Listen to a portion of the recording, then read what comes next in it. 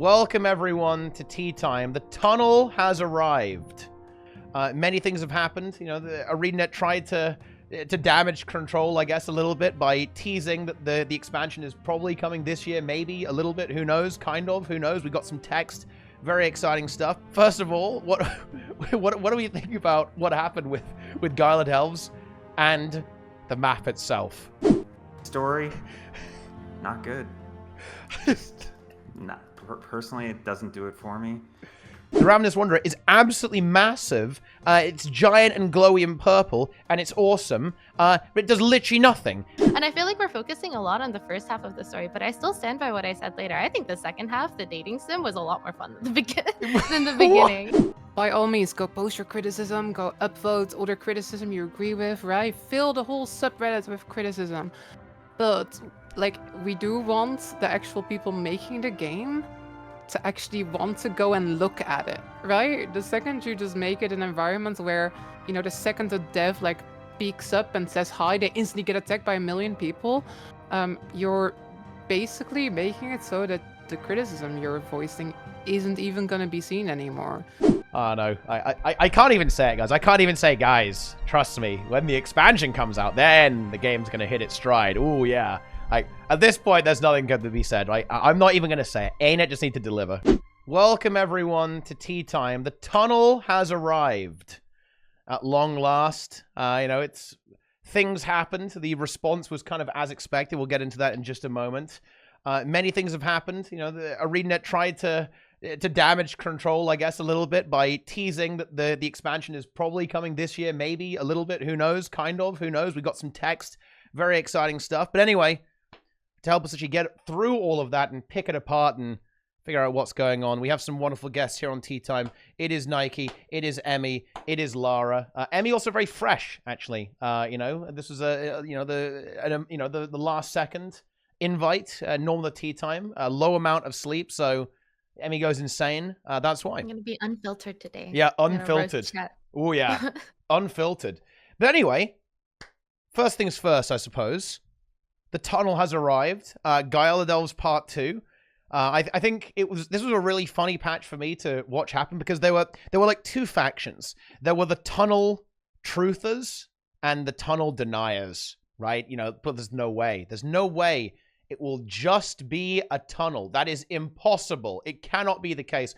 And then there were the other people who were like, yes, I embrace the tunnel. I love the tunnel. I don't want any more content than the tunnel. In fact, I want less content than the tunnel. But the tunnel has arrived. It is a boss, and you have to go collect some chests after that. So first of all, what do we think about what happened with Guile Elves and the map itself? Right, there's a lot of siege turtles involved and collecting energy. What do we think? I enjoyed this patch. I know that's maybe an uncommon take. I don't know. I thought it was good. Here's the thing. Boom. I think we criticized the previous patch quite a lot for a couple of different things. I think a couple of those things were that the final boss wasn't very spectacular, right? It was basically like we're fighting 3 dudes on 3 platforms. There's now a spectacular boss fight. Like, there's music, there's a big epic mech you can get to fight the big demon ghost. I thought it was cool. I thought the story was too short the last time. Something I actually find with the Gods 2 story is that I wish sometimes the game would just like slow down a little bit more. Sometimes it feels like we're going from like one world-ending threat to the next one, and it feels like everything's going really fast. I kind of enjoyed this little almost like filler arc, you know, we got to talk to the characters a little, we got to work through some past trauma, we actually got to talk to people. It was much longer than the last time. I don't know, I enjoyed the patch. And you know what the best part was? There's a roller beetle race at the end of Giala. After you do the meta, you get this like 1 hour Arguably the only good stage. part of the patch was the roller beetle race. What about dating Canuck? That's big. Good race. That's That pretty was big. good. That was pretty funny. I was That's fair. I was kind of surprised that people didn't like that part to derail the conversation immediately. But there was actually some like quite negative feedback. People thought it was too goofy. I thought it was really fun. I thought it was pretty funny, to be honest. Yeah. I thought it was content. You know, I enjoyed it. It was a nice change of pace. You know, I sometimes feel like the game takes itself a little bit too seriously. And I liked a little bit of, you know, lighten the mood, a little bit of silliness at the end of Dragons, I guess. I thought it was content, but you know, it was actually a bit mixed, a mixed response to that. Like people thought it was absurd, which I guess it was definitely a little bit awkward. But I think that actually made it better, right? You can sit there basically forever, just like sipping while they just stand there doing nothing. It is pretty funny, actually. But yeah. I think my take is quite mid, so I'll let Nike go first since he was shaking his head so much, and then after that, I'll tie the two ends together. Perfect. There we go. Okay, where do we start? I mean, there's no need to dwell on the long and distinguished list of negatives of this patch. Suffice to say, gameplay 0 out of 10, unless you count the roller beetle race. If you just count the tunnel and the end boss, 0 out of 10. You're just running around with a turtle collecting energy. That is not gameplay. That is just, I don't even know what you'd call that. Like it's so uninteractive that, I mean, whatever. No need to dwell on it. The end boss, you're not fighting this boss. It doesn't have any attacks that are meaningful. It doesn't have any whatever organization. It's just whatever. It's let's not dwell on it. Story, not good. Just not personally, it doesn't do it for me. The game, the story itself, I would give like a 4 out of 10, with certain parts of it up to a 7. But the gameplay in the story is like -10 out of 10. The part where you go to the crates, press F to pick up the crate, bring the crate over to the NPC and press F to give it to him, and that's the sum total of the gameplay of that story step, is pressing F and moving.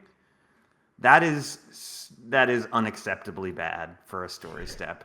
And then, if you didn't get your fill of pressing F, there's a library scene where you do the exact same thing again. And they were like, this is good gameplay, let's run it back and do it twice in one patch. And I felt that was I couldn't even say it was bad, because at the time I was laughing. I'm playing this by myself at night, and I just start laughing because I'm like, they're serious with this. It was unintentional comedy. I felt like I was in the middle of like a performance art piece, and they were playing a joke on me. I was like, I get it now. It's like a meta commentary on the video game industry, and they're like deconstructing the video game industry, and like, you know, like they're having a laugh at our expense. And once I got that, I started laughing too, because I couldn't believe what I was seeing. I couldn't believe it. I enjoyed the library scene. There was the snoggle. You enjoyed the snoggle gold claw. Yeah, that's fine. Having those books like there that you can like pick up and investigate on your own time as like a side little Easter egg, that's great. That's what it should be. But I should be doing something in the library that's gameplay, and then have those books there that I can go look at on my own after I finish that story step, and like, you know, enjoy the little Easter eggs that they've left there, instead of like literally looking at them the story, like the gameplay. It's just not gameplay. I want to play the game. It's a game about magic swords and spells killing enemies, and instead I'm pressing F on crates and carrying them. That is just not gameplay. I'm sorry to tell you. Like, come on. They got to do better than that. It was just so bad. But again, we don't need to dwell on it. Everyone knows what it is at this point. There's no need to, like, the people on Reddit that are unhinged and upset and mad about it, like, they need to chill out. We know what it is. This is it. Acceptance phase. You just accept it, and you say, you know, this is good. This is what it is. It's what it is. You don't need to yell at the devs on Reddit. This story. Okay, my debate arc is activating. Right now. Okay, I haven't even begun. I haven't even begun to criticize the story yet. Yeah. I want Emmy's radical centrist take on the patch. Yeah. Honestly, I'm like completely middle here. So let me like maybe just start with like what I did not like about the patch, since I guess that segues nicely from Nike. So biggest criticism that I had is something that I think a lot of people share, which is that it was really short. right? Like, I think in total, if you did everything at a moderate pace, you sat there, you read the books, you listened to the dialogue, you did the fight at a reasonable pace and everything, that totaled up to only about an hour and a half total of gameplay. If you were speeding through it even quicker, it was probably only an hour. Even if you took your really, really, really long time, probably 2 hours at most. So I think that's definitely the biggest criticism, is that since these are like content patches, it's supposed to be the hype leading up to these like mini expansion releases. You would expect it to have a little bit more meat, if only just to bring people back to the game and in the mood to like consume more Gilresu. So I think that's kind of like my biggest criticism. The second thing is, I do kind of agree. I think specifically the fights didn't feel very impactful. I think this is actually, I'll kind of like say the other side. I actually think that fetch quests and MMOs, we're kind of here amongst like the, I guess, smaller portion. Like, we enjoy like the big super immersive fights where there's a lot of gameplay elements, there's a lot of action, there's a lot of like skill involved essentially.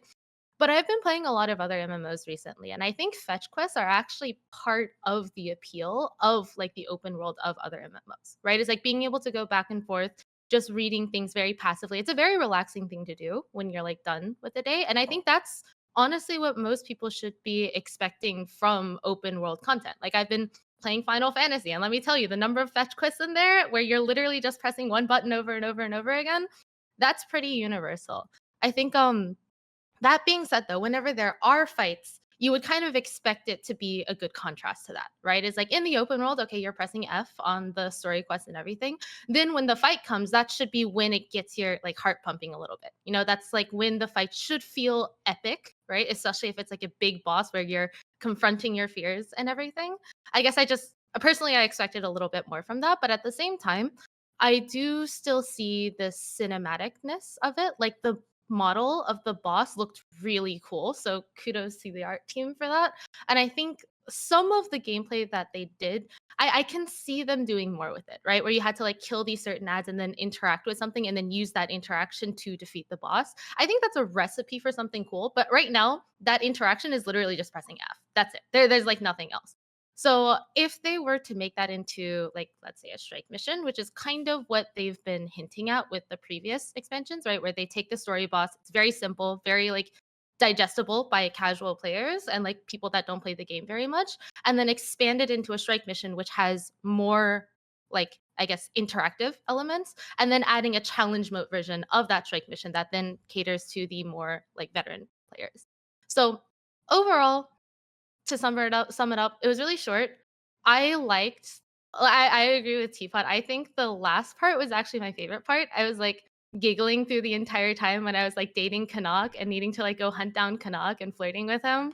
And then like Taimi and Gorg, I thought they were pretty cute. I thought Min and like Rama were also pretty cute. So I enjoyed the dating sim aspect. But again, I think it was just very short. That's like really the biggest thing. So yeah. Well, before we begin the debate arc, I think you're absolutely right about the interactivity, but I would say that particularly for the open world boss, for the the final encounter with the Ravenous Wanderer, I think they really missed such a huge opportunity here. Like, because I think open world bosses, they don't have to be difficult and interactive. They can still be, very, very accessible with a very low difficulty and still be interactive. Like, it's almost like we went from one extreme to the other. Like, the mechanics of the initial Ravenous Wanderer fight, there's actually kind of something there, right? You have like you hide in the safe zone, right? You have the defiance bars that you've got to break. You even have like a pool that you can bait by being the closest. You've got to like lure it out, right? All these circles all over the place. Like, there was kind of something there in terms of mechanics, but honestly, it was not a very spectacular, not a very exciting encounter overall. It was pretty basic. And then we went to the other extreme now with this one. The Ravenous Wanderer is absolutely massive. It's giant and glowy and purple, and it's awesome. But it does literally nothing, and you don't directly engage it in any way. All you do is you go and snipe it, and then you fight orbs, right? And the entire second part of the event. And this is the part that I think is actually funny, right? This is where you do have that, the meta commentary on MMOs. If you think about it, it is 4 lay energy collecting events, and then a further 3 phases of energy collecting on the final boss. That's 7 in a row energy collection events. And you have to do it on the turtle as well. This is another major gripe I have. This is with all of Guile Delves, I think. It's like, I get it. ArenaNet realized that the siege turtle is basically useless, okay? So they're like, well, these people aren't using them, on that, but right? that's a derailment. Yeah, but okay. like, these people aren't using the turtle. This is bad. We need to figure out a way to make this actually useful. Well, we'll just make it mandatory for completing this next map, and it's the only way you can progress the map. Nice. Good idea, ArenaNet. Actually, no, not a good idea, ArenaNet, actually. Don't get me wrong. The turtle is kind of fun. I think it's a cool idea. I like the combo mount. I like the gunning system there. That's, it's not horrible, but it's really unenjoyable when you are forced to use it and there's nothing else that you can really do to actually get through the map, particularly if you don't necessarily enjoy mounts. Personally, I just want to hit things with my abilities. I don't really want to be permanently on the turtle collecting energy. I want to fight things. I want to interact with this cool giant boss. And definitely a really good point about the strike mission. And oh man, as slightly toxic as I'm gonna put a little pressure on ArenaNet here, I think. In my opinion, I would really like to see ArenaNet really try and push to turn a lot of these bosses into strikes. They've said 2 strike missions a year. Is what we're kind of looking at right now, which in my opinion, look, it's better than what we've got right now. But man, it will be so unfortunate, like, if that's really it. If a boss like the Ravenous Wanderer essentially just kind of stays like that and doesn't actually kind of get reused even further into a strike mission, that would be really sad. I mean, I shouldn't expect that because, again, ArenaNet have set expectations correctly with the amount of content they want to release. But I think it's such a missed opportunity if stuff like this doesn't actually get converted, right, into strike missions. Even some of the old stuff, right, like, going back and adding other stuff. It's such a missed opportunity because the actual fight is a big spectacle. And, they did this in the story, right? The story is the same boss as the open world boss, and I suspect that's going to be a trend that we see going forwards. We'll always have this story boss is the open world boss, right? We kind of saw that in part 1 of Guile Delves as well. But yeah, I really think that it would be pretty cool if we could go in that direction, but no, maybe not. I'll add a little bit of a positive realist take here. Do it. So I think that the OLC, or Old Lands Court CM, was one of the coolest CMs not CM, just in general, that strike mission was one of the coolest strike missions that they've added, like, ever. Like, in terms of endgame content, I feel like the fight was really cool. There was a lot of, like, you had to do mechanics at the same time that you're beating up the boss. There were, in essence, like, soft DPS checks, right? Because otherwise the Reds would cover everything. Yes. So at least I think the trend of all of the recent strike missions that they've released with End of Dragons have been really cool. I think all 5 of them are really, just for lack of a better word, bangers. So I'm inclined to believe that they're going to continue that trend. And when they do release the strike mission, I don't think it will be as simple as it was in the story. And I think this is probably their goal, right? Because, like, story is meant to be very, very easily beaten by people that don't want to invest that much time into it because, they just, for lack of a better word, they just don't care about the game as much. And, all the more power to them. So I think using the story as, I guess, the measuring tape for how good the strike mission is going to be, I don't think that's fair at all. So yeah, I don't know. Are we talking about a Ravenous Wanderer strike right now? Yeah. I mean, yeah, we're in like Fantasyland. We're in Narnia right now. Okay, like, it's not happening. Unfortunately, it's not happening. I meant just, like, in general, right? Like, in general, like, the trend is that they take a story boss and then they turn that into a strike mission. That's been the case for every single strike mission, right? So whether or not it's this one or it's going to be the next one released with the next episode or the one after that, I think basically the point I'm trying to make is just because the story boss is simplistic does not necessarily mean that the strike mission is going to be simplistic. No, that wasn't what I was trying to imply. Yeah, it's probably simplistic, right? Because we know that in boss, what they've done is they've made the CM, then they've stripped down the CM to the normal mode, and then they've made the story mode from that. Yeah. But we know that this is the final EOD patch, right? We know there's no strike coming for this one. We know that the next expansion is going to be the one where there's 2 strikes coming out.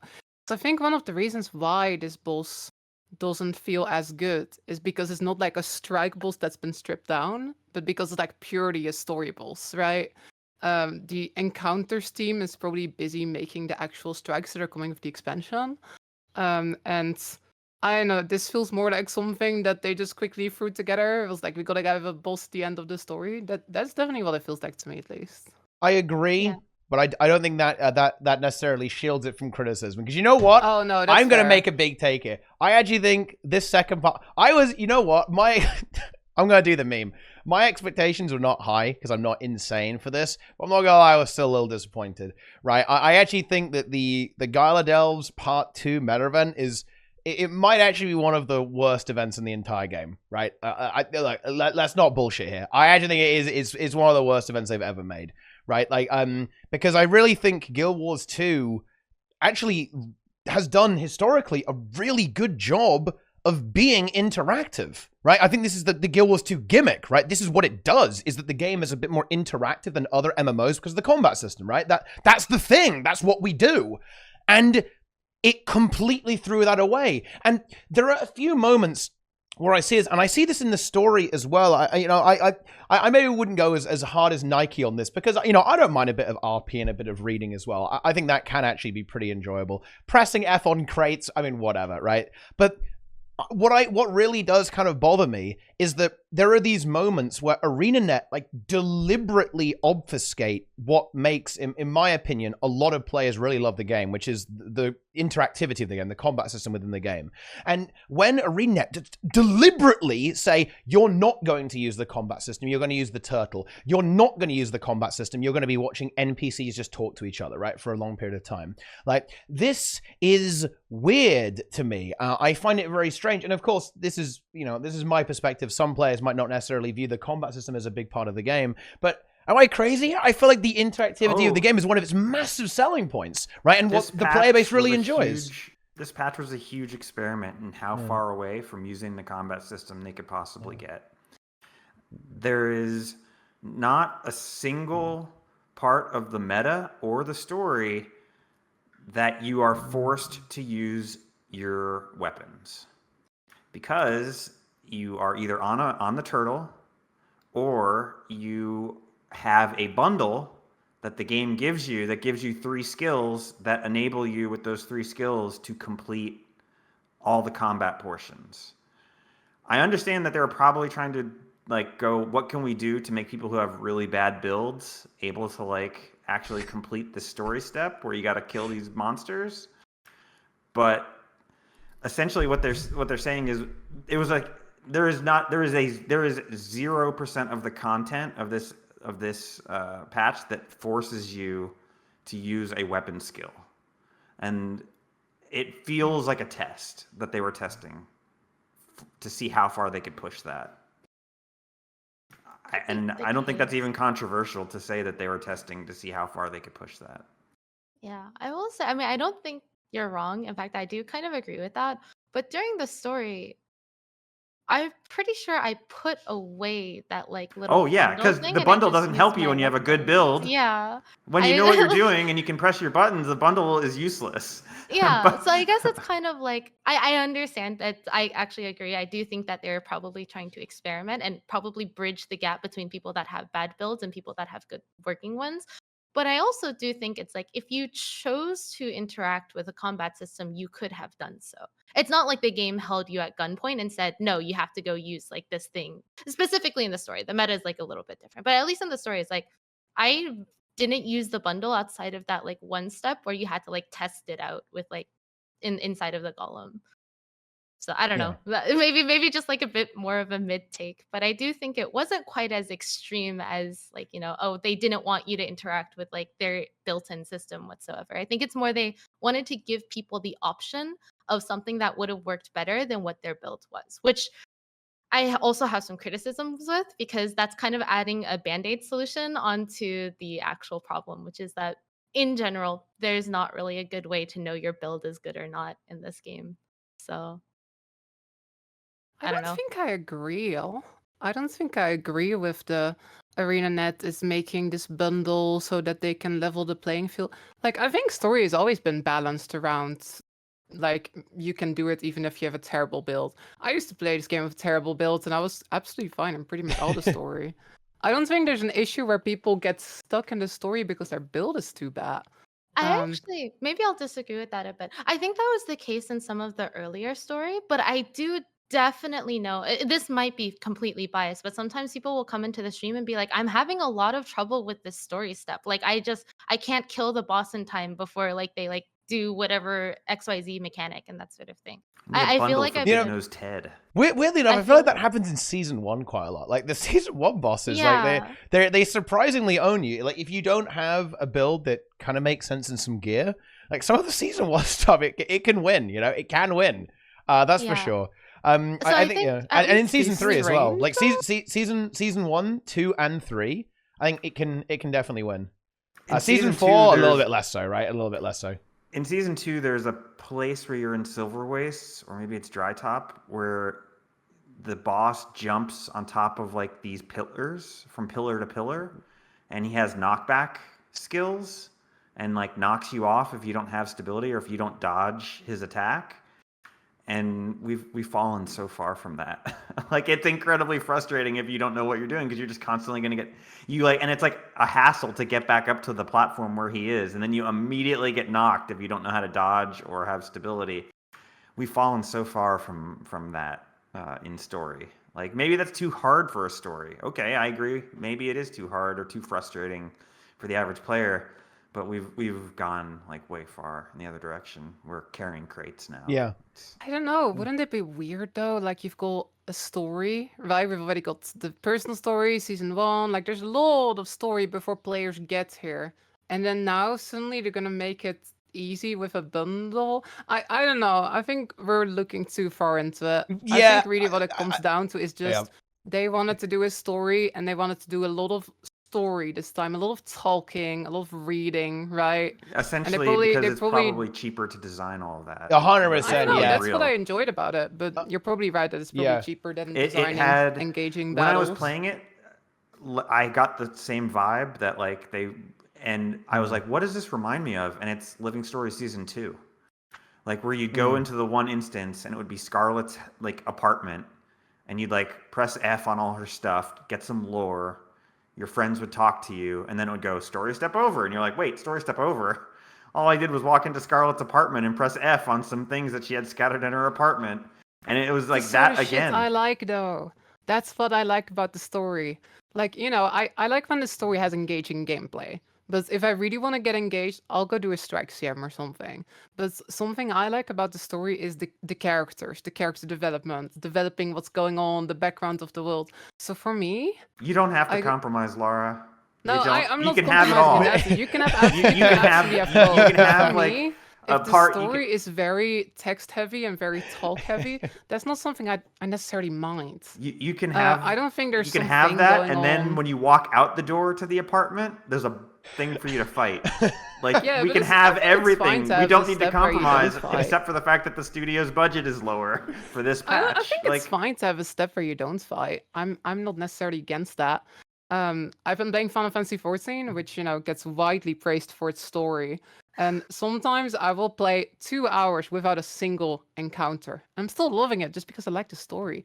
I don't know. I think it's fine to have just dialogue for a bit as well. I don't think there's some almost like conspiracy where they're trying to like dumb down the game. Oh, no. I think it's just. I don't think it's a conspiracy at all. We should maybe reframe it a little bit. No. They just don't have. They just didn't have a lot of resources to put into this thing, so they. I can see that. Yeah. So they added things that are cheap to do, like an event where you press F. It takes it's nothing. I think it is actually really important to think about this from a development perspective, right? And oh man, like I'm genuinely I dread this part of the conversation every time because it makes me look like the biggest ArenaNet sellout ever. Oh man, brutal. But at the end of the day, we do have to kind of consider where ArenaNet's at, right? Like we actually know they're not only are they working on the expansion, they're also working on the content after the expansion already. At the same time, right? So they're already like a year in the future with what's actually going on in the game. They're like, okay, we've got to wrap up EOD real quick, right?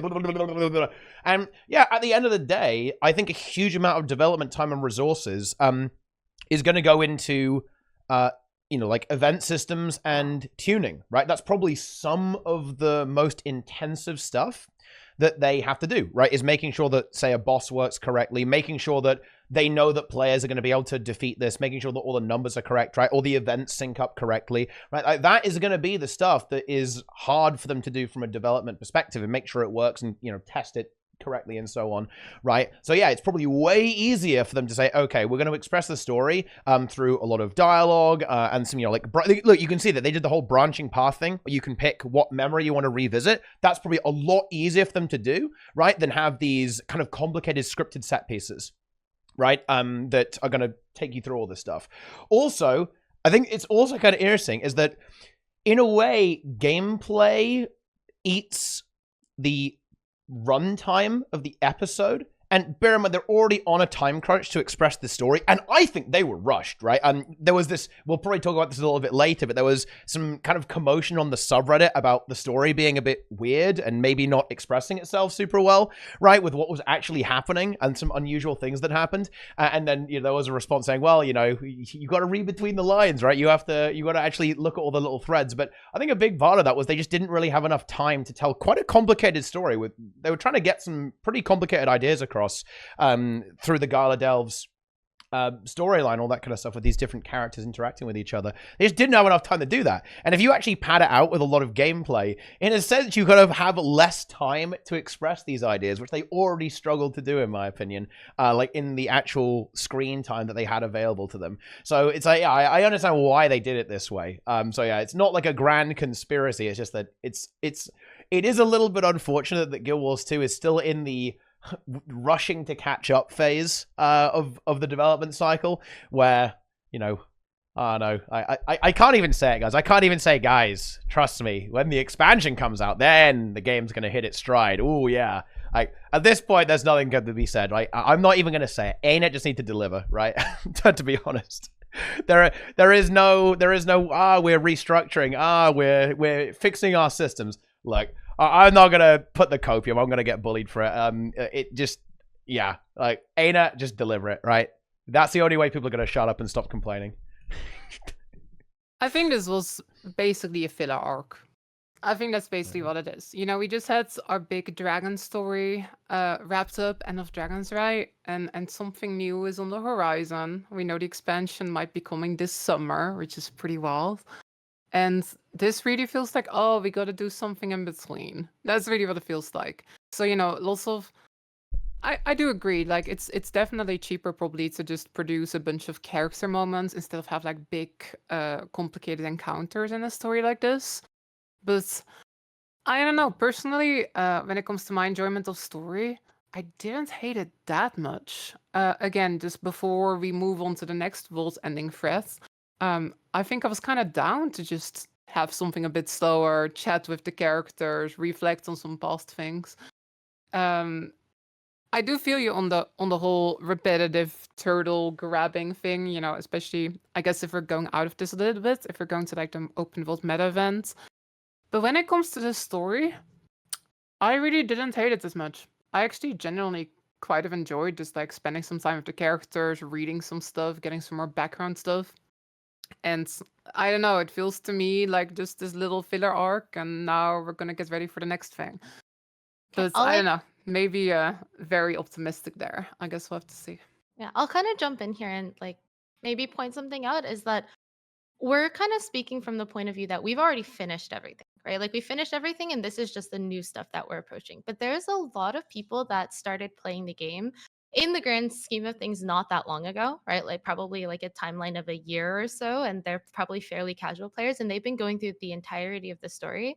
They're gonna be wrapping up the End of Dragons like expansion story, right? And like these are just a couple of episodes at the end, and it's like Lara said, it's just like filler. For those people, they've already wound down from a lot of like these big fights, right? Like you have dragons and you have the final story. If they've been tackling the strike missions, those are also pretty like hefty gameplay encounters. And now this is a kind of way for them to catch their breath, right?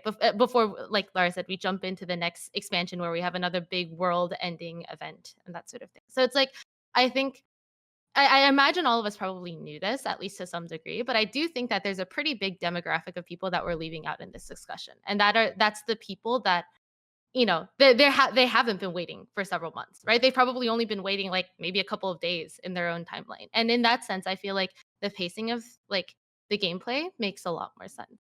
So I don't know. And, Well, and then again, I also sorry, go I was ahead. gonna say, I don't think I mean, we could definitely roast like the amount of content, but I feel like we're kind of roasting the quality of the content right now, no?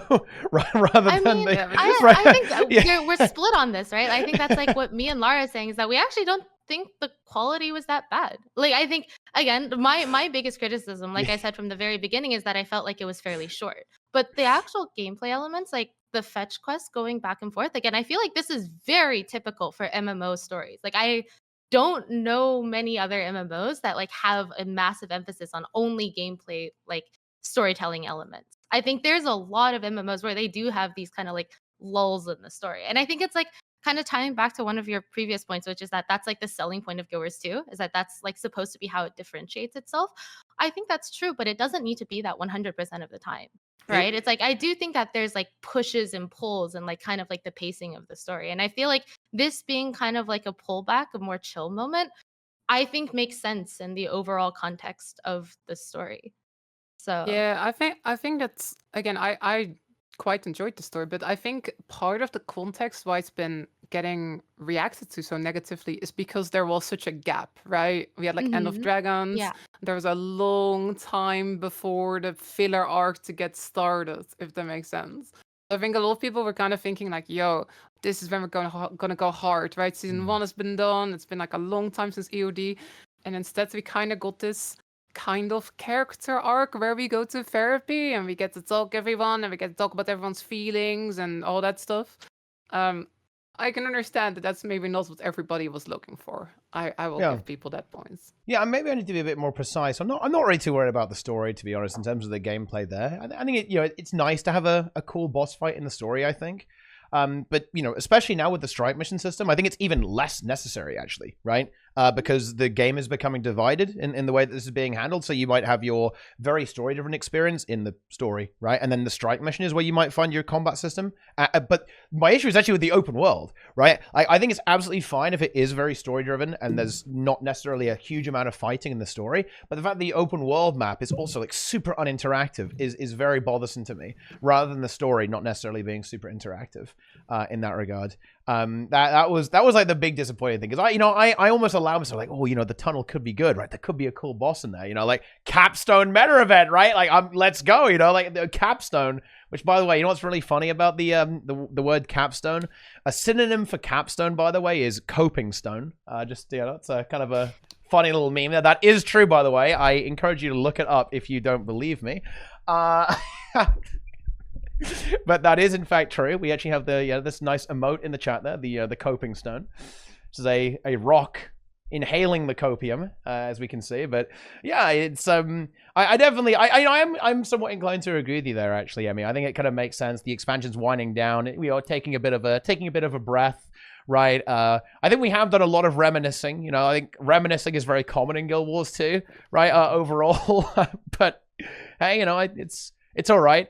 I also like that it was totally random characters. Like this did stick out to me, right? Like what Cinder. Cinder. What is going on here, right? Okay, why is it this person? I didn't even know who Cinder was. Yeah, I knew it was the Ice Root Saga. I but didn't like, what is that? Okay, what is going on there exactly? And I think there was another one that was kind of weird as well. Well, there was Vlast. I guess that kind of makes sense a little bit.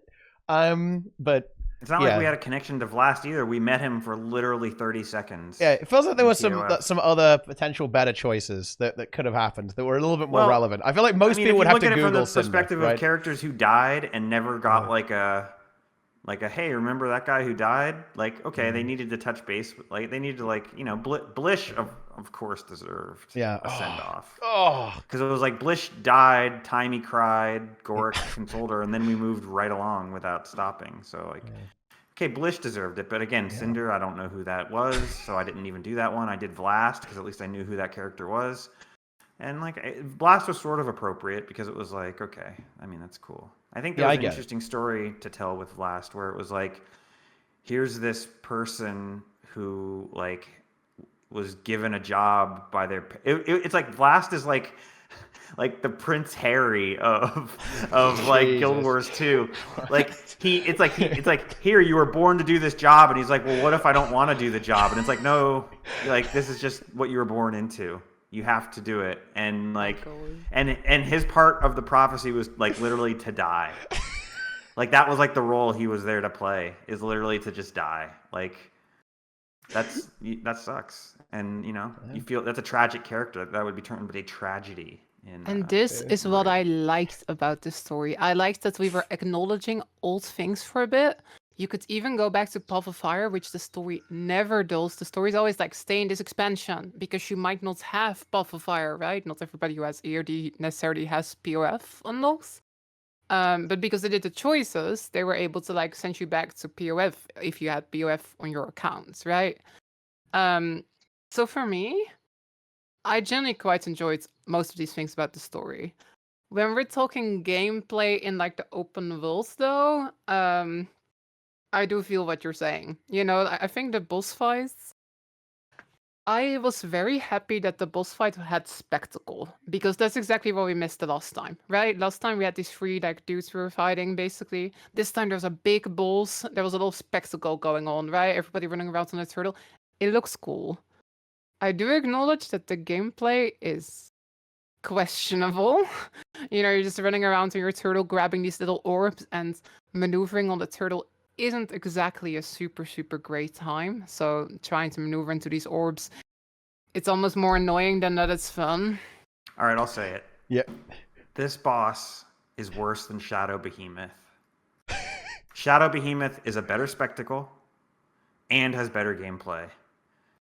Granted, the tuning, obviously, Shadow Behemoth could use a little bit more HP and, you know, and all of that. It's in a starter area, so it can only be something. But it is a better... Shadow Behemoth is a better Guild Wars 2 boss than Ravenous Wanderer. I mean, it's not really ideal. I don't even necessarily disagree. It's definitely not I ideal. think you have a point there. Yeah. I think for me... Oh, I was going to say, I just wish that the turtle complemented the fight rather than, like, you need it. That's what I find frustrating. It's like the idea that you've got, you know, players charging and you got people going around the turtle firing at stuff and blowing stuff up. I think it's absolutely fine. But making stuff mandatory, I almost feel like it's actually very anti-Guild Wars 2. I feel like I can actually leverage the classic play how you want meme, okay, at this point. Like, you know, can I not have the other side of that? Why do I have to do this? Why do I have to use this specific thing in order to win? What's up with that? I don't like it. I don't want to do this. I don't want to use the thing. And as a result of that, I probably won't do the map. And also, by the way, bonus rant. What is it with these stupid chests? Why does every meta event end in, like, going to collect 1 billion chests? Who likes that? Nobody. I like it. Okay, fine. I like pressing like F, for and me. then I like getting a bunch Yeah. of stuff in my inventory, Yeah. and then cleaning my inventory and sorting through the loot. I enjoy that kind of gameplay. I was gonna say though, I feel like it was really cool in the sense that it was novel, right? It was like a new experience. I hadn't seen it before. It's like doing it for the first time was honestly, I didn't mind it, right? It's like, oh, I was like, oh, shiny. Like, oh, hit this thing with the turtle. Oh, okay, that's how that works. But then once the initial novelty wore off, which happens within a single round of doing it, I felt for one, I felt very little motivation to do it again. And then that's where kind of like the post encounter clarity sets in, right? Because that's when you naturally start to reflect on it and you start like comparing it to the other things that happen. So I feel like in the moment it was enjoyable, but after it was over, I was kind of thinking, I mean, I also agree. I think like, you know, the fight was fairly boring compared to like, let's not even say Dragon's End, right? Let's just even say like one of the earlier metas in the EOD expansions, like Seitung or something like that, right? It's like compared to that, it just didn't really feel all that good, which then kind of like in my eyes, it's like again, super mid take. I just didn't think about it again. I just did it once. I was like, oh, that was pretty cool. And then it didn't really leave a lasting impression in my head. So then I kind of just moved on and kind of did something else, which again, I feel like it's justifiable to point out that that might be the point, right? Like this is the epilogue. It's not supposed to be like this big cinematic final encounter to like the entire story. And it's okay if it's a little bit like whatever. But like, I don't know. I think like a big part of it is just it didn't feel memorable. I think that's like the best word for me. It's just did it once, moved on, and then I don't even remember the details for it. Yeah. So which is unfortunate because I think it has potential. It is a cool looking boss. It's a cool setup even, actually, with what's going on there. I think it's interesting. the actual story of the map and how it operates. There's a lot of potential there, but I think unfortunately it kind of just it fell a little bit flat, in my opinion, with how good it could have been. But oh well. Here we are just complaining again, guys. I do think that one thing I want to bring up here actually is that one thing that has, I think, really hurt the last two updates is that there isn't the usual Guild Wars 2 update structure. Like, a lot of the time when you get a Guild Wars 2 update, it's not just the story and then some map content. It will often be a reward update, or there's a new fractal, or there's going to be a strike mission alongside it, or there's going to be this system's getting real. They're changing fractal, instabilities or whatever, right? Like, they're doing this. They're adding something with World versus Worlds, right? Something is happening in PvP. Okay, like all that kind of stuff. And I think that's really hurt the last two patches because it's just that, to lean into the meme, it's just a tunnel, right? Like, that's basically what happened with the update. And I think that really, I think it significantly affects the perception of the patch, but also like how enjoyable it can be to like a wider like audience of player, like the different types of players and so on who are only interested in a particular type of Guild Wars 2 gameplay. We've kind of gone over that in a sense, right? Saying like, oh, the story, the gameplay, the interactivity, right? Different people want different things. And I really hope that the new strategy that ArenaNet have will allow them to consistently deliver that more traditional Guild Wars 2 patch structure where there is kind of a little bit of something for everyone in the stuff, and it's not just like the story. At the same time, you're going to have also something like a fractal or a strike mission or a change to PvP or World versus World or some other kind of system that's being reworked that ultimately is content, like a special event, right? Even something like the boss rush, right? Like the exciting in-game events or festivals or whatever. Like, packaging this stuff together, I think, is how the game does a good job and like serves a very wide and diverse player base. So I think that's certainly one of the things that's been noticeably missing. It's important to point that out, I think, with the last two updates with the end of Ender Dragons. Yes, maybe just like an open-ended question. Is that necessarily a bad thing? Because I feel like at the very least, they said they were going to do something and then they did it, right? No matter how small it is, at least they kind of like kept to their word, right? Oh, I feel they're like good at that. historically, the problem is that they say that they're going to do something and then they don't do it, right? I feel like at the very least, might be too generous of an interpretation.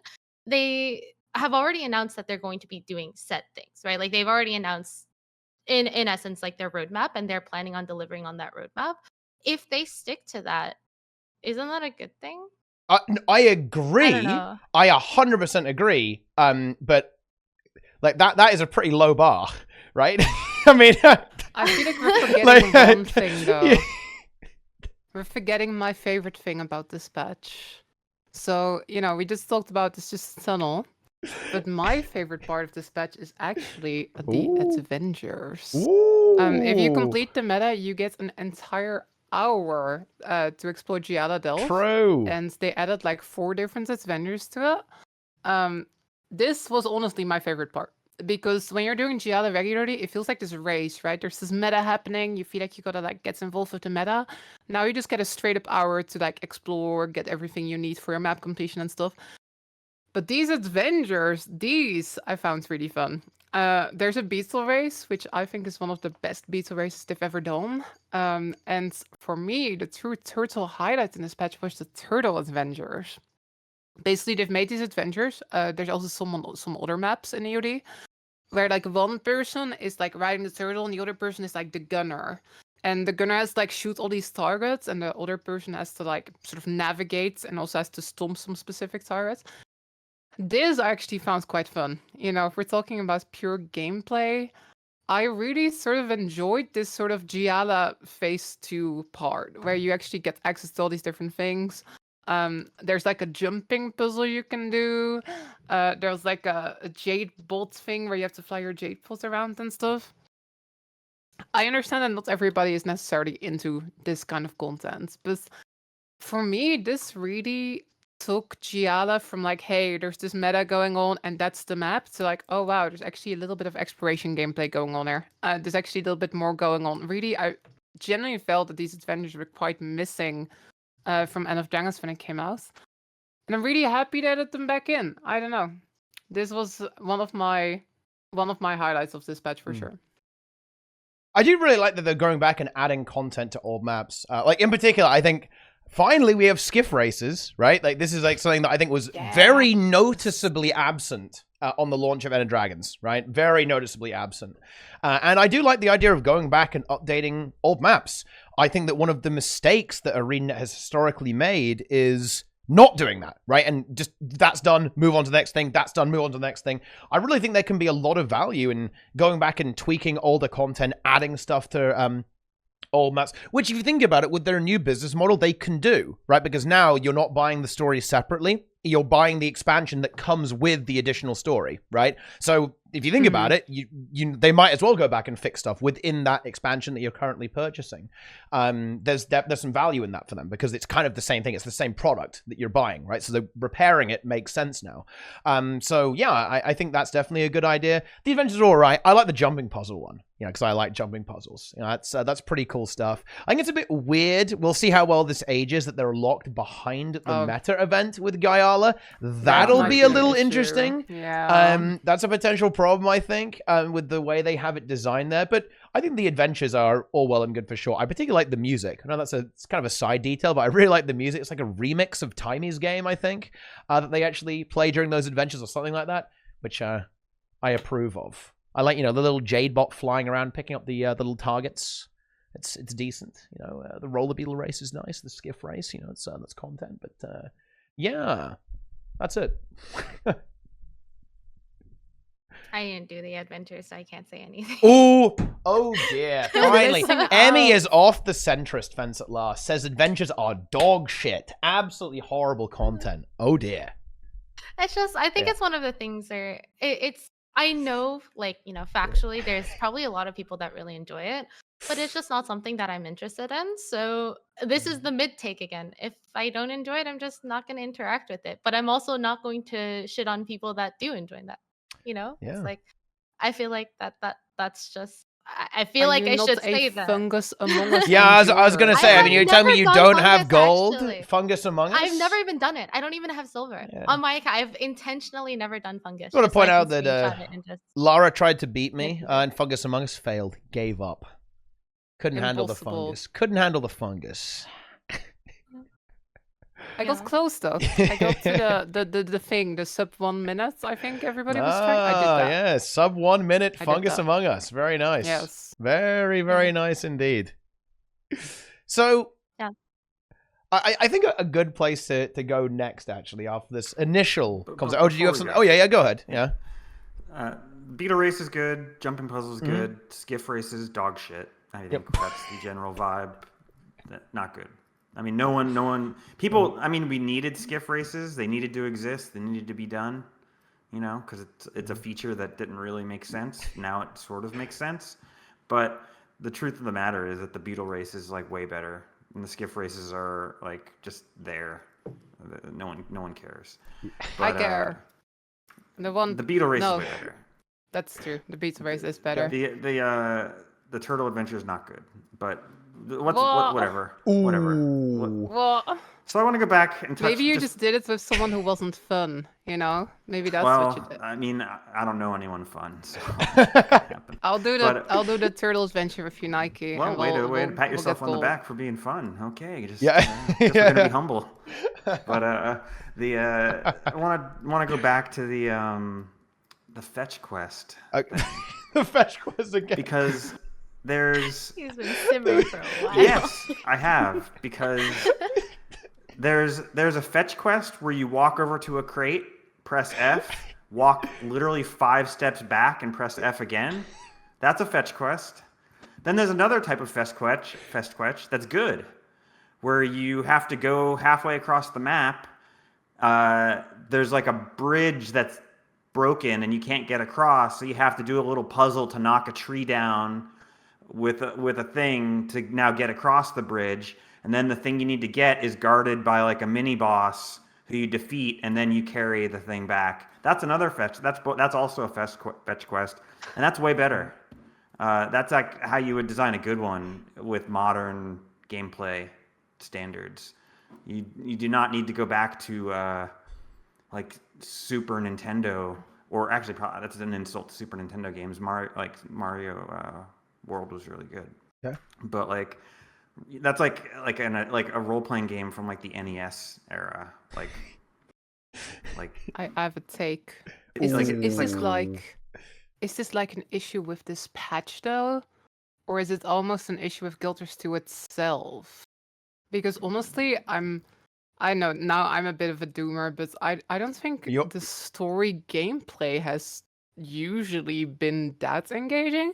Sometimes in the story there's a cool fight. Sometimes. Doom. But I feel like the story usually is not super interesting gameplay wise. It doesn't have to be a fight. It can be a puzzle. It can be like anything. Like it can be like a color matching pattern puzzle. It can be like a thing where you have to like put together an item, and then once you put together the item, it allows you to solve the puzzle. Or it can be a maze. It can be anything. It can be anything. It just has to be something that engages your brain on a level beyond pressing W on your keyboard for 5 seconds and then pressing F again. Anything that engages makes you think and makes you like immerses you more than a little bit in the video game that you're playing.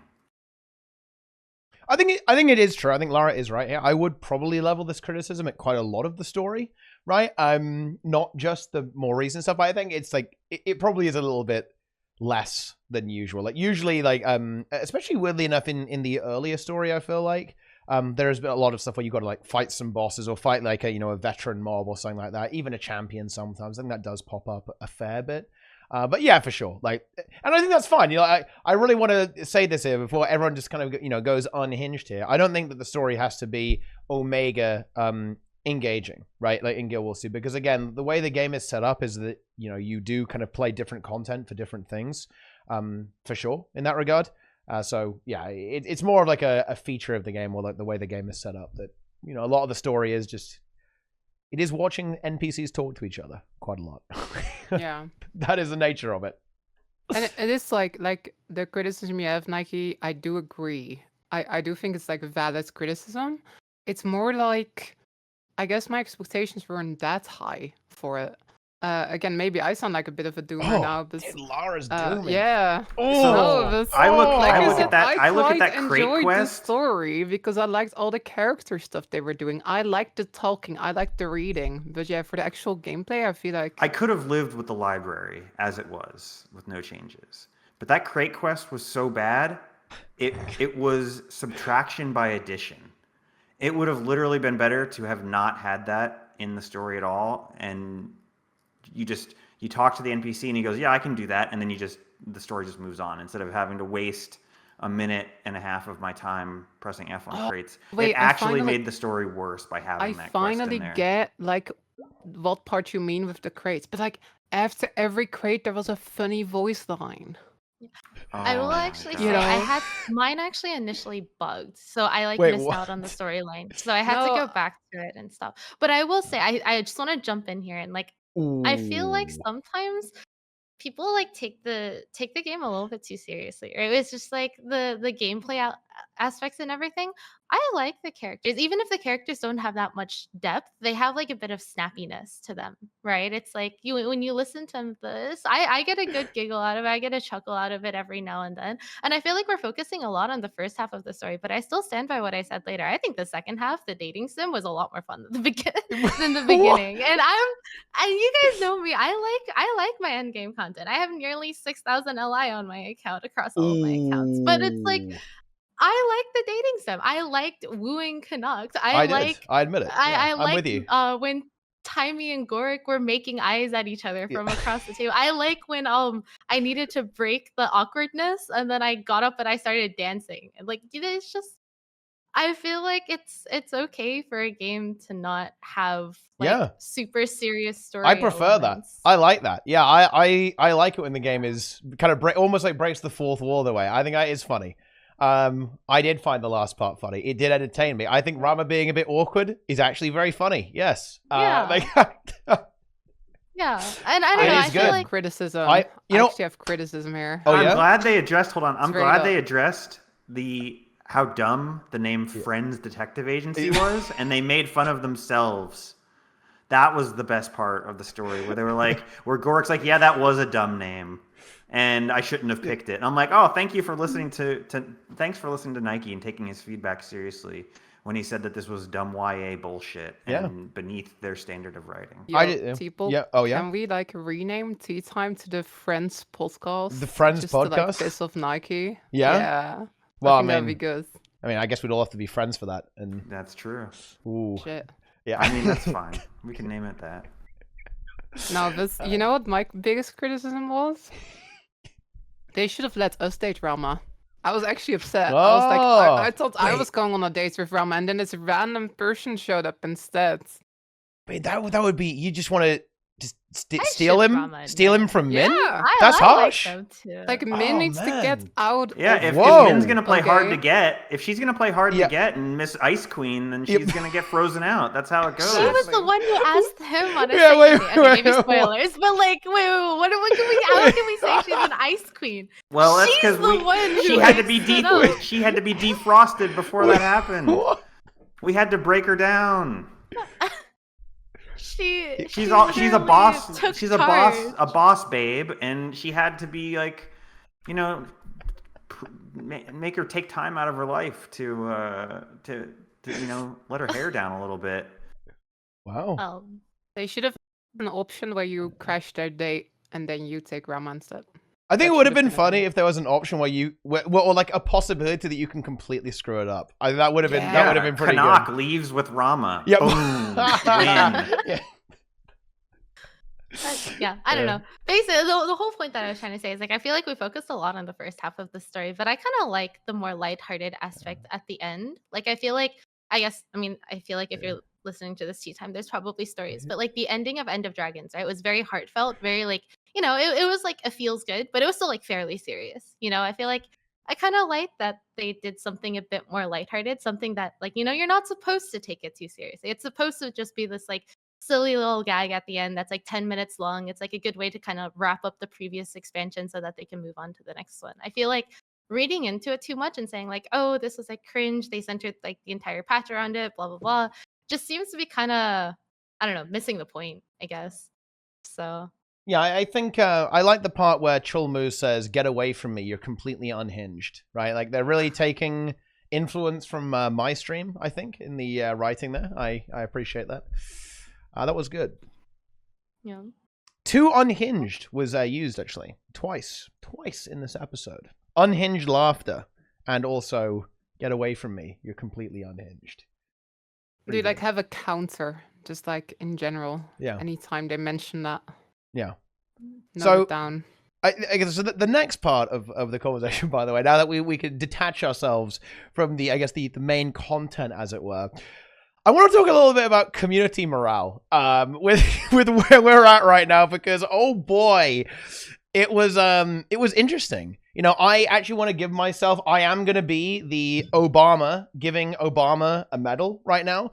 I think I did an absolutely stellar job of preparing my own community. My own community was so busy spamming hilariously ironic shovel and tunnel memes that actually people aren't even upset. So, well, good job me. Everyone in my community is actually not dooming. You know, because I've learned from the first time. The first time, I was like, dude, Guile Delves, let's go. And my community was so doom. I spent like 14 hours arguing with doomers. It drove me insane, right? It was actually so bad. I was seriously considering not streaming very much with this patch. I was like, no, I cannot do that. I will stream. Therefore, I must prepare my community. But anyway, it does appear that this patch, I feel like, has actually driven a fairly large portion of the vocal community to madness. Would you think that would be a fair commentary on the situation? I think it has actually broken people. They've lost it. There's people that don't even know what phase they're in. Yeah. They're like completely unaware of their own phase. Like there's people that are like, they think they're in the hope phase, but they're deeply on copium. Like they're on the cope phase. Then there's people who like think they're doomers, but they're just angry copium addicts. They don't realize that they're not actually dooming. And then there's people that are dooming, but they think they're in the acceptance phase, They're not in the acceptance phase. There was like a guy who made a Reddit post that was like, I'm in the acceptance phase, but then he like went and wrote a bunch of doom shit. It's like, brother, you're not in the acceptance phase if you're still dooming. Like, that's not what it is. So it's like everyone's just completely like the Reddit community is like a bunch of like electrons that are like really highly charged bouncing around, and you know, they don't know where they're at and where they're All going. right. I'm gonna jump in here. It might be a bit of a derailment, but I think beyond the patch, I actually met a lot of people that were like, kind of drawn to Guerrilla because it's been getting more regular updates, quote unquote. And they were very much in the early phases of their gameplay, right? It's like, they had just bought the expansions like maybe a couple months ago. Or like some of them even like were coming in and asking because of the drops and everything. They're like, is this worth buying the expansions for and all that kind of stuff. So I feel like I got to interact with a very different demographic than all of the Doomers, right? Because I feel like we can all say this with pretty much fact. If you start the game right now, you have at least probably 1,000 hours of gameplay before you even get anywhere near to where you would possibly be doing, right? And that's where I was interacting with a lot of these players. And a lot of them were especially interested in just in general the end game PvE content, right? So things like raiding, strike missions, and like even like playing at a higher level, like even in like open world stuff. So for these players, I feel like I actually got very much the opposite experience. And a big part of this is, wait for it, drops in marketing. It's because there was just, I feel like there was so much fresh blood that I was interacting with simply because of the drops, right? And it's like, obviously this is very much like a streamer privilege, right? Being able to interact with these players firsthand instead of just like playing on your own time, especially if you're like a veteran player, that sort of thing. But just to give you like some statistics, in the past like week or so, my Discord has grown by almost 200 people, and I've had to run multiple raid trainings because normally I just do it once per week, and that's enough to get 10 people into it. In this past week, I've run 6 raid trainings, and they have all filled completely 10 out of 10 every single time. So there's a lot of fresh blood that's, I think, getting to this stage in the game where they want to be interacting with higher level content. This is very different than my experience, I think, when EOD first came out, where a lot of people were only interested in the open world, right? Because that was only how far they had gotten so far. So it's like, I don't know. Maybe it's just because I'm really biased. Maybe, I don't know, like the cat butt that I have in the background all the time attracted a certain type of player or something like that. But this patch was actually really good for that reason. I feel like it actually got a lot of people to realize, hey, wait, this game is actually getting updates. This game actually has content. This game actually has content creators. This game actually is like, doing stuff with it and that sort of thing. So I don't know. Yeah, I'm gonna like second that. I actually feel that the vibes were really, really good this week. There are like so many, I don't know, maybe this is just my chat, maybe I attract other people that are on copium. Maybe that's how this works. But I don't know, people have been excited. I feel like the expansion announcements did bring a lot of people back from the Doom, maybe. I think the vibes in my chats were mostly that some people were enjoying the patch because of the same reasons as me. Some people were not enjoying the patch, but it felt like everybody was pretty much excited about the future, is what it felt like. The subreddit is a pretty Then good I went to indicator. the subreddit. Yeah. Very different experience. So I would say that, like you were saying, Teapot, there's definitely been, the Doom has definitely like grown. There's definitely many people who are fully in one of these phases that Nike is talking about. But I do think that the subreddit is a fairly small part of the actual player base. I feel like there is also like besides this very, and all their opinions are very, very valid, right? It's not that I'm trying to dismiss everybody that's like very negative about the game right now. But I do think that there is also a certain part of the community that's kind of feeling good currently. I think I do. the subreddit's problem was that the Gaella Delves patch was really shit, and they were like, "Well, the follow-up patch is going to redeem it," and they had their hearts and their set on it, and they've been on like heavy copium doses since Gaella Delves came out, thinking that the tunnel was going to redeem it, and that's what they believed. They gassed up their own expectations that this was going to be some great patch, and the gulf between what they hoped and what they got was too great, and it broke them. Whereas they only have themselves to blame. Yeah, I think maybe I should clarify my position a little bit, because I think the overall, I think, perception of this patch from my community was it was okay. Right? It was like, honestly, like that's the biggest thing. We're like kind of talking right now about a lot of the people that cared a lot, right? Like they either cared it was really good or if it was bad or that sort of thing.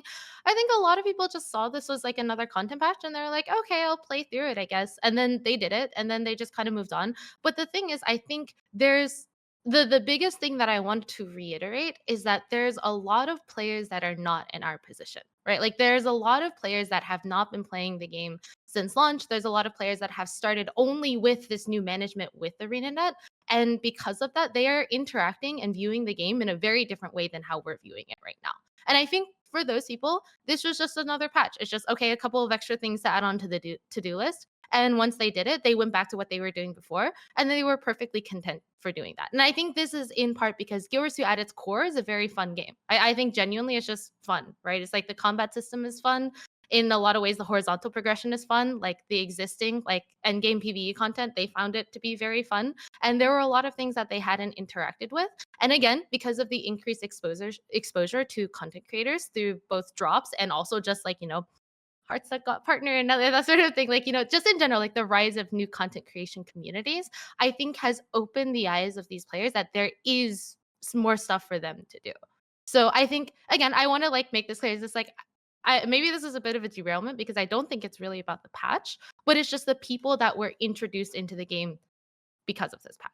That's like what I'm trying to say. I think it is also worth noting that this is our podcast where we give our opinions, right? As well. Like, I definitely think it's important to, gain perspective, but, at the end of the day, like, there's a part of this where we do represent a certain section of the community to an extent, I guess, like, and we are a certain type of player, so, and yeah, obviously we're going to give our perspective on it as well, right? Like, yeah, sure. I mean, look, the thing is about this argument that I think is a little bit scary, and I'm going to give a very extreme example here just to get the point across, by the way. Like, realistically, most players don't care if a game is pay to win. That is a statistical fact. Right? If you go and play any pay-to-win MMO or any pay-to-win mobile game, realistically, 99% of the players don't give a shit. That does not justify the game being pay-to-win, though. And in the same way, yeah, sure. Realistically, most people are not actually going to be very fazed by the fact that a patch isn't super good or that there isn't a lot of content coming out compared to other titles. Yeah, you're absolutely right. That is 100% true. That realistically, it doesn't bother people in the slightest. However, I think that doesn't mean that we shouldn't critique the fact that, okay, yeah, this was not a super good release. Okay, yeah, there were definitely some pretty major issues with this that we'd really like to see iterated on and improved on in the future, right? Because a lot of things realistically don't actually affect the broad community. Like, I think another really good example in Guild Wars 2 would be balance. Like, realistically, like, game balance affects like a tiny proportion of the Guild Wars 2 community, but it's still really important at the same time, I would say, right? That game balance is actually properly respected and taken care of, and we now see ArenaNet doing that, and they should be praised for that, right? Especially when it comes to multi-game mode support, right? With skill splitting and so on. So yeah, perspective is important, and I think that can make you kind of curb your rage and your seething and so on, right? And make sure that we're not completely just going like, oh, it's the end time, it's over, the game's dead, right? Everyone's like losing their shit, 100%. But also, I think that we also do need to kind of push a little bit sometimes, right? And say, okay, I want to see a little bit better here. Yeah. Yeah, I mean, I don't disagree with that, Yeah. but in a way, it's like, I feel like if you're saying that our opinions matter, then technically my opinion matters too, because I feel like I do represent a lot of, I think, the people that are in that midpoint between casual and hardcore playstyle. And I think for a lot of those players, like, I think sometimes they tend to get overlooked, right? And that's why I always try to like speak up for them. But I don't know. I also feel like, again, it's a little bit, I agree, this patch definitely had its shortcomings. Again, I'm just going to keep on saying this because I still believe this. I think it was just very short, but the actual gameplay elements and like the voice acting and like the characters and that sort of thing, I thought it was fine. Like, maybe I think that's like what it is. Like, you're like trying to introduce criticism, and I'm trying to say like, no, I think I actually enjoyed it. I think a lot of people also enjoyed it. I don't think like the community is quite like oh, this patch was horrible, and every single person in the entire Well, game is saying that, and this is like setting a horrible Look, example for the game. the amount of content, though. Okay, look, this patch actually released on the same day as a WoW patch. A pretty major WoW patch, right? And yes, Blizzard is a lot bigger. They have a lot more resources. WoW has far more players than Guild Wars 2, 100%. But if you compare a Guild Wars 2 patch to a Final Fantasy patch to a WoW patch, it don't look good. It really doesn't look good. It's super tough. Just pound for pound, the amount of content that gets released for these games, I can understand why people will be potentially a little bit rustled or a little bit dissatisfied, right? Like, I actually had people, I saw people saying, I like that Guild Wars 2 doesn't release much content, right? I enjoy that. It means it's easy to keep up with the game, which I guess is technically true, but holy shit, that is the most backhanded compliment I've ever seen. Like, my game doesn't release so much content, so it's easy for me to keep up with it. This is a good thing. I wouldn't go quite so that this is like roasting the game while trying to compliment it, right? And when I feel like this is kind of like the dialogue that ends up happening, we end up like complimenting the game while also roasting it at the same time. I think things have gone a little bit wrong. Things have gone wrong at this point. Yo, I I'm don't gonna know. take this back though. Yeah. I do think something that's very important here is the context that this patch got released in. Is the context that it looks like an expansion is actually very close and that's actually a thing.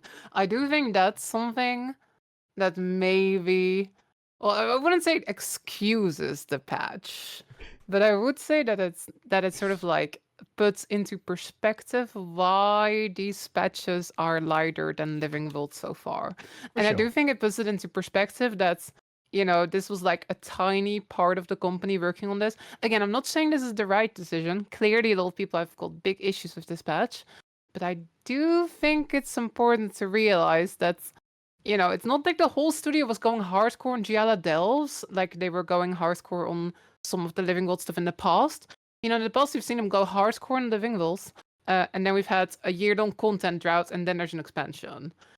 This time, we might not be getting as much content in this patch, which, I don't know, again, I enjoyed the patch, but I understand that, especially like you're saying, if you go and compare this patch to WoW, Final Fantasy, it's not looking that great. Like, even I admit that. Even I admit that the amount of content in here, despite me having a great time this whole week, is not that much, right?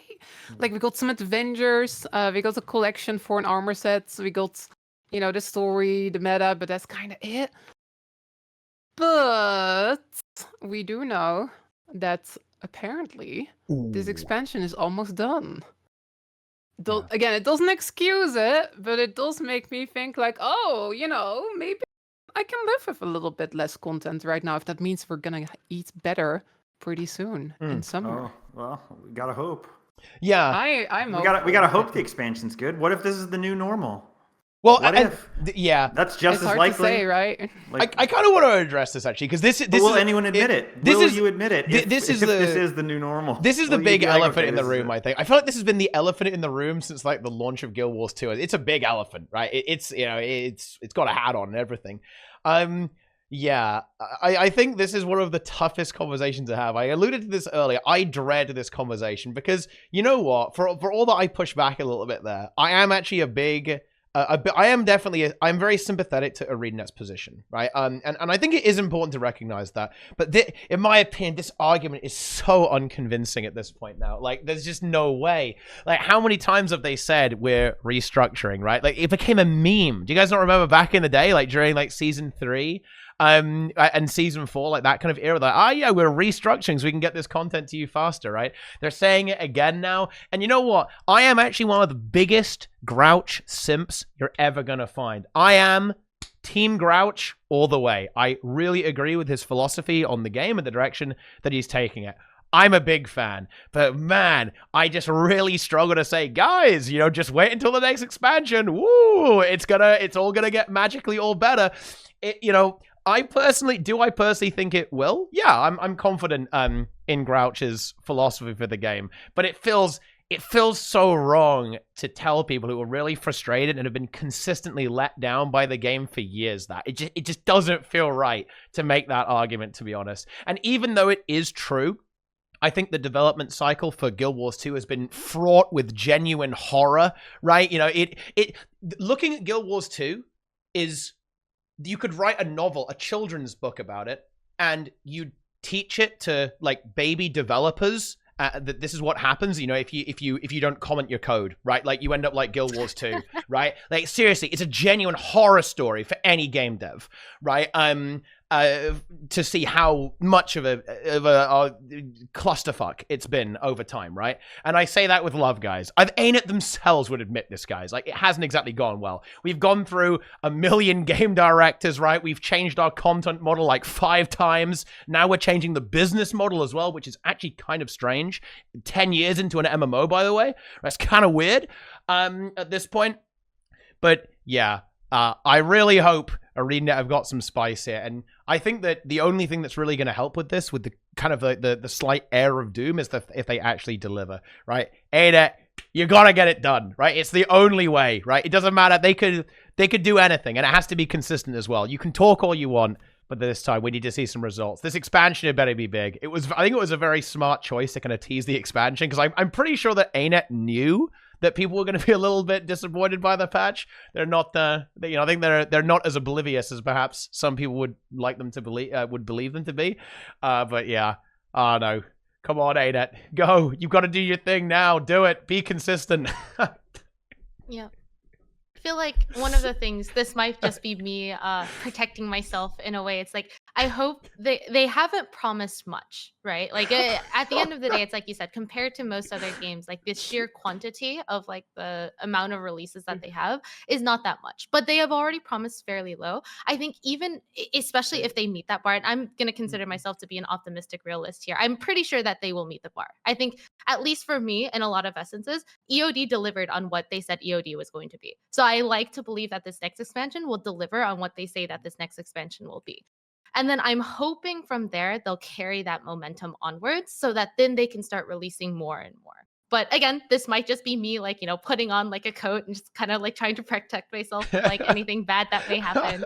But again, I don't know. I feel like I always try to like look backwards just because I still engage with a lot of the previous content in the game a lot. And the honest answer is I think every expansion that they have released has been really good, right? It's like, again, it's not much, but the way that they've implemented those expansions have always felt, in my eyes, very revolutionary, right? Like the mount implementation system that they did, revolutionary. The gliding system, very good. Just in general, like we don't have many raids, but I've been playing a lot of Final Fantasy recently. I think that the raids in this game are genuinely a lot of fun, especially compared to a lot of the early things that you get exposed to in Final Fantasy. So there's not a lot, but the quality is very good. And I'm hoping that they can do that as well with this next expansion. And again, use that momentum so that they can release more later. Yes. So for I don't my know. money, they need whatever the next expansion is has to be better than EOD in terms of quality. EOD, let's be honest, it was missing that last 5% of polish that ArenaNet is known for putting on their expansions. None of the EOD maps would have made the cut in POF. Mike O'Brien would have told them to bake it for another month and get them up to par. Like, and I'm definitely not a Mike O'Brien fan. So when I say that he insisted on a certain level of polish, I'm like paying him one of the few compliments that I actually would. So the fact that I think EOD did not have that level of polish, and I understand why. They were like it was like all hands on deck, get this out as fast as possible. Like, I think it missed the mark on quality, and they need to make sure that their future stuff goes back up to the bar set by HOT and POF in terms of polish and quality. Yeah. Maybe a bit of a spicy take here, because I do agree. I think Heart of Thorns maps were definitely the best. They were definitely the ones that felt the most rich. But I think EOD maps were better than POF maps. I think always so too, joke. yeah. Yeah. That's I'll not like even go ahead and say close. this. It's a bit awkward to say, but I've always like viewed the POF maps or just like in general, like Twitch e-girls. They're very pretty to look at, but they don't have much substance. It's like, I feel like EOD How was dare actually you? Those girls might have a EOD was wonderful life. actually much. I think that it was much prettier, and I think that the meta events that were introduced were a lot more fun. Like I Oh, actually the meta events are way regularly, better. POF yeah, had like the I garbage of meta regularly events, but do. Yeah, I regularly do like the EOD maps. I go back to them very, very frequently compared to like Path of Fire. I think Path the of only Fire time I maps are go back there better now is, design and better visually by yeah. far. I mean, Path Path of of Fire was Fire, beautiful, but I just feel like there was like nothing to do. you could tell So that. I mean, so it was Terza was the dev who did all the landscape designs in POF and I think a lot of HOT, and she left to go to ManaWorks, and you can definitely tell that it was someone who's not as talented doing the EOD landscapes and stuff. I don't mean that as an insult. They're just not as good at their job as Terza was, and they suffered. They I need think to they're just. I think they're polish just till they get different. there. I think that Heart of Thorns was very meta focused, very combat focused. Path of Fire that really lent into that exploration element, almost like a single player experience. I think EOD tried to do both.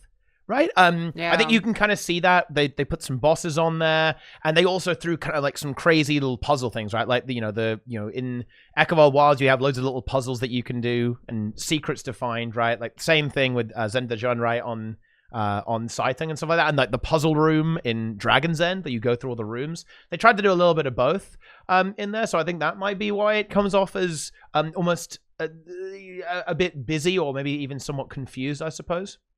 And in that regard, but yeah, for sure. I mean, like I think with both Heart of Thorns and Path of Fire, they definitely had more time to really get it exactly how they wanted it, right?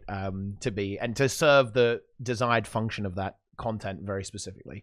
And with any luck, we'll see that happen. I feel like I'm like the copium salesman, like, hey, with any luck, guys, the next expansion is gonna be good. But who knows? Who knows? Who knows what's gonna happen, We'll guys? see. It will be the Hopefully- year Here's of the thing, Guild though. Wars 2.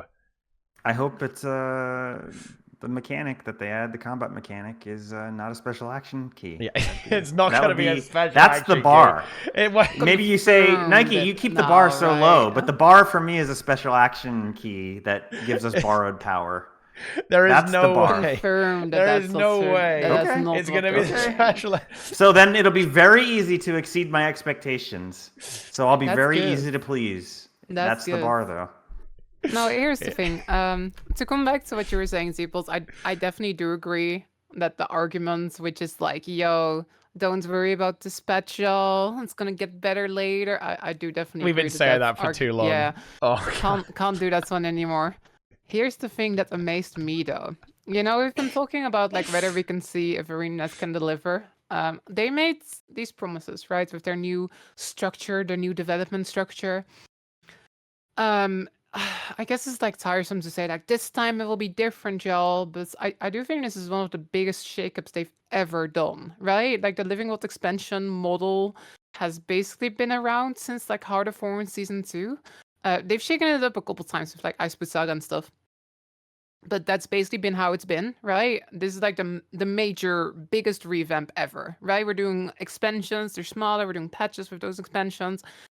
And one of the things they promised, which I think pretty much everyone was quite skeptical about, was like the idea of like consistency and no more content droughts, right? The idea was like, yo, we're doing these patches, and then the next expansion is pretty much already there, right? There's not going to be a year of like waiting like we had before EOD, like we had before Heart of Thorns. And that is like where they sort of positively impressed me. I mean, I know that an expansion has been coming, right? But I was thinking it was going to be like February next year, maybe like November or something like that. The fact that in this teaser they went like, yo, it is actually coming in summer, right? I mean, I didn't explicitly say the expansion is coming in summer, but it's got to be the expansion, what they're teasing, what's coming in summer, right? The fact that they've said that, the fact that they've said like, yo, this expansion is actually coming roughly, again, it feels like roughly 3 months from now. Feels like basically the patch schedule, right? Like every 3 months there's a patch. It feels like this expansion is just slotting in there. That's the part where I'm like, you know what? I genuinely do have some hope that they might be able to pull this off. I know we gotta wait, and I'm very much a half glass full type of person, right? I've got good hopes. I quite enjoyed End of Dragons. I didn't even dislike this patch nearly as much as a lot of people did. So I don't know. I'm usually the positive person, right? But I think that's something where we do gotta give them credit almost. I mean, there's a lot of things that right now people are criticizing, and it's all fair. But I was not expecting them to do summer, and the fact that that is actually happening, and the fact that it doesn't look like we're gonna have a year of basically nothing, right? Like that would have been way more catastrophic, right? If we had this patch, and clearly a large part of the community didn't like the patch, and if it was now gonna be like, yo, now it's gonna be like, I don't know, 9 months, and then something is coming, that would be very bad. The fact that it's like there's this patch, but at least probably like 3 months from now we got an expansion and they got a big chance to redeem it, I think is a much better situation to be in. So pretty excited about that actually. Personally, I'm really excited to see what they do in the expansion because they've hinted pretty heavily that they're going to be reworking a lot of very old systems. And I feel like we can all pretty much universally agree that there are some old systems in the game that you can feel the date, right? Like you can feel like you're playing with the system that was created 10 years ago. And this is probably going to be like the biggest copium. I hope they rework the elite specialization system a little bit because I think right now there's massive bloat with like elite specializations. It's like every expansion that they release, and they release 9 new specs. Dude, I'm gonna be honest, EOD has been out for how long? I haven't even unlocked half of them because I'm a Mesmer 1 trick. So if they can actually, if they can like, I don't know, breathe some more life into the, I would even say like, I would go so far as to say, let's say like the gearing system, right? Or the gearing build trait system. If they can breathe some new life into that, that would be super cool. Like I think I've interacted with the same system for how many years now, right? And it's like I tell this like usually to market to people, like Yorsi has like horizontal content, but I've had the same gear for nearly 4 years now, right? It's like legendary armor for all of my characters. If they could breathe some life into that, whether it's like maybe like I don't know. I don't work there, but like imagine you could use a third weapon or something, or maybe you get access to new weapons on an old class, right? Instead of just having the same weapons on everyone, or even I don't know, even like underwater content or something like that. It's just that's what I'm actually looking forward to the most because I think going back to like the whole HOT, POF, EOD discussion, I think HOT and POF they were really cool because they introduced some sort of game defining mechanic, right? Like gliding completely changed how you interacted with the game. Mounts completely changed the way that you interacted with the game. EOD didn't really have anything like that. It was a lot of just like polish and going back to old systems and kind of revamping them. If this new expansion has something new to like make you completely like change how you revisit the game, in essence, that is content, right? Because now you can go back to old content and you can interact with it in a very different way. Just again, as an example, is when Path of Fire released and they released mounts, you could go back to Heart of Thorns and you could completely explore Heart of Thorns in a completely different way, basically turning old content into new content. So again, that's my hope here is I hope that they do something with the combat system so that, I mean, combat is a pretty cornerstone thing of Guerrers 2 that really makes it set apart from other MMOs. It would be so cool if they do anything, they're going to add a GCD so that it levels the Don't playing say field, that. and it turns the game into the game that the majority of the player base wants it to be. If they actually cared about their player base, they would add a GCD. If we're going by what the majority wants and how the majority engages with the game, there's many players that play as if they already had a GCD. Oh my god! So they that would be something that would align with the goals. I definitely think that streamlining the systems down could definitely be something that could be kind of packaged along the combat system update. Like, for example, if you actually made runes operate exactly like PvP, that actually would basically work at this point, right? Because there was a time when you might use 4 of one rune and 2 of another, but ArenaNet essentially balanced it to never be like that, right? You're always going to use 6. So there's definitely some things they could do there to streamline the game down a little bit and make it a bit easier to understand, or just de-bloat it, right? Like, the game is very bloated. I think Amy's 100% correct here. Like, there are so many systems that have been added over time that could probably be adjusted in a way that just makes them a little bit easier to understand and more visible to the user. Especially for new players, that could definitely be good. But I almost want to like backtrack a little bit here because I think there is saying that, look, I've got a little bit of a nugget of copium that I feel like people have really overlooked here. I do think it's important to note that I think ArenaNet have been using their new development strategy already to an extent, because alongside releasing like some of the content updates and so on, there have been a lot of systemic changes, and I do think systemic changes often get very overlooked. Actually, I know content is 100%, important. yes. Content is important, and we shouldn't just disregard content. That's obviously a big deal.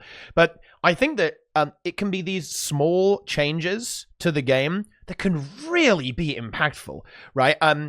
Stuff like upcoming, I think in the next patch, we actually have, this could be a serious game changer.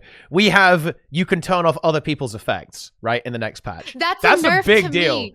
That's a big nerf deal. to me specifically. Yeah, I'm so bad about I'm not going to that. see your stupid virtuoso effects anymore, okay? Like, You won't be able to see my chalk infusions. I'm so mad. It's going to devalue my infusions Well, so much. I'm so I don't mad. think they're getting I think rid it's of only infusions. spell effects, actually. I think it's only spell spell effects. Oh, is that spell? Yeah. Yeah. If that's the case, it's the one that's already in the game where you can reduce other people's particle effects and stuff. That was the biggest nerf to me, and I was actually kind of sad. Yeah.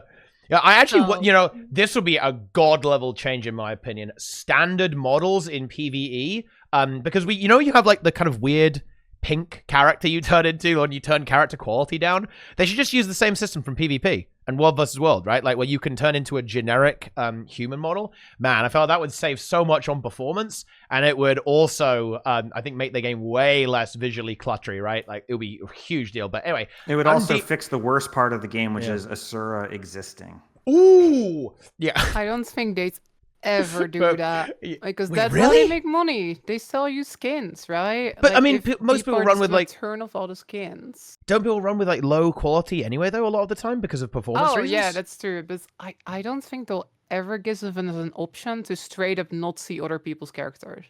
I don't think that goes like straight against the business model. Maybe. 100%. Yeah, maybe. I don't know. I don't want to derail, though, because I want to point out that there are a lot Yeah. of things that their new strategy has actually worked out pretty well for, right? Like, progress is being made with World vs. World reward structuring and alliances. I know that's Map a meme, but queue. seriously. Yeah, map queue is a map really queue cool is great. system. And Mhm. I made a video about this recently. I kind of want to talk about the balance of the game. The balance of the game is actually very good. The tuning is off. Before I get jumped on by people saying, Teapot, everything's overpowered. Yes, everything's kind of overpowered, right? But the actual balance of the game is pretty good, right? And there's they're actually targeting key issues with game design, with the way that certain builds actually function. We're seeing a major update coming through on the June 27th patch, which is relatively soon in the future, about 1 month from now, right? But all 3 game modes are actually pretty well balanced overall, with the exception being World vs. World roaming, which is, that's a clown fiesta, but it's pretty hard to balance that, to be fair. But PvP looks pretty good. PvE is actually doing really well in terms of balance. I think almost everything is good. I think you'd actually struggle. We're actually at the point, ArenaNet's true master plan has come through. It is actually hard to play a bad build in Guild Wars 2 now. I'm not even joking. It's actually quite hard to do that. You have to go out of your way to play something that is actually bad at this point. And I think that's quite the accomplishment by CMC. Yeah. I will say the one complaint that I have, if we're airing our grievances right now, please buff Chrono. I'm so sad. I've been trying to play Power Chrono, and it's so much effort. And then there's just like this power bird on the other side of the map that's like pressing 2 buttons and out DPSing, and I'm just mad. How does But it feel? Yeah, okay, that's Yeah. and also make heal Chrono good. Give it regen and give it prod, Big. and then I'm good. Okay, but yeah. Anyways, yeah. Untames. I'm sad Oh, about Untames yeah. dude, right now. Untamed got destroyed. Actually got obliterated. Feels bad. CMC felt its time had come and just nuked it from orbit. Yeah.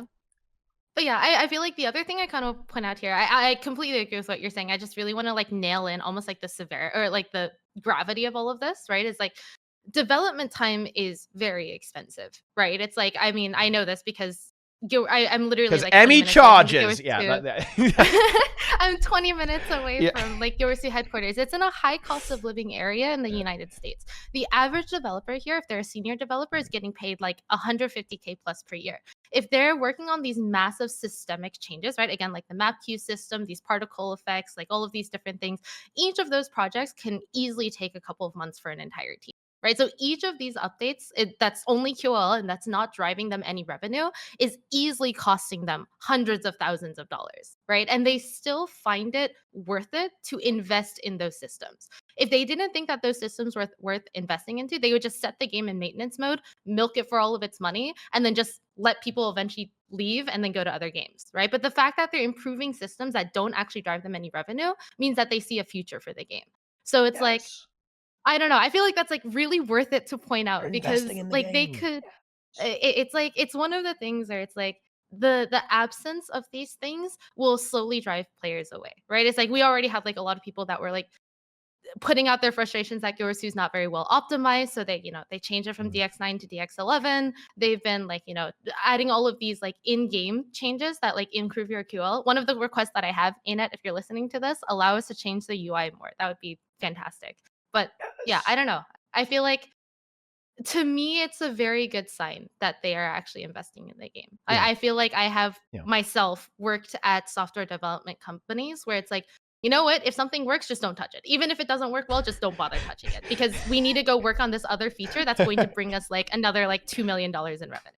So it's like, maybe I'm biased, but I think that's a very good sign. Oh no, I think that's a really good point. Actually, their strategy indicates confidence. Whether it's well founded, we'll see. But yeah, I think that's a really astute observation. Actually, is that the way they are developing the game is saying, "Yep, we ain't going anywhere. We're doing well." I think they very carefully said this in the studio update. Right, we're hiring more people. It's the largest team we've had for a while. I think they said something of that in that kind of direction.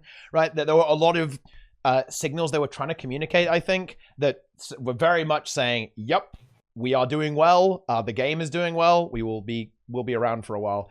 I think they could really use a community manager, to be honest, right? I think that it's weird that a lot of this messaging comes through basically letters from the game director, which is weird. I guess it's kind of like that in Final Fantasy, right? I think those, the streams and letters from the game director are really popular there, and I think players really look forward to those. So I guess kind of a little bit like that, but they could probably use a little bit more over here in the Guild Wars 2 community. We need double tap back. What happened to double tap, guys? Unlucky, I guess. But yeah, that's a point. It is a point.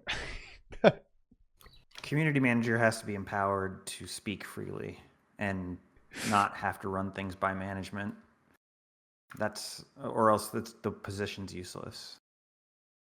And I don't mean like just like issuing press releases without management approving it, but I mean like, if the community manager's in a large community Discord, they should be free to type stuff in the Discord and have conversations on the Discord and have conversations on Twitter and have conversations on Reddit that, don't have to get like run through management to make sure that they're approving what's said. I think that would definitely happen though. I mean, this is kind of a scuffed example, but I mean, Bobby Stein was kind of getting into it with some interesting. Poor old Bobby, man. Holy shit! And he never engages with the community ever again.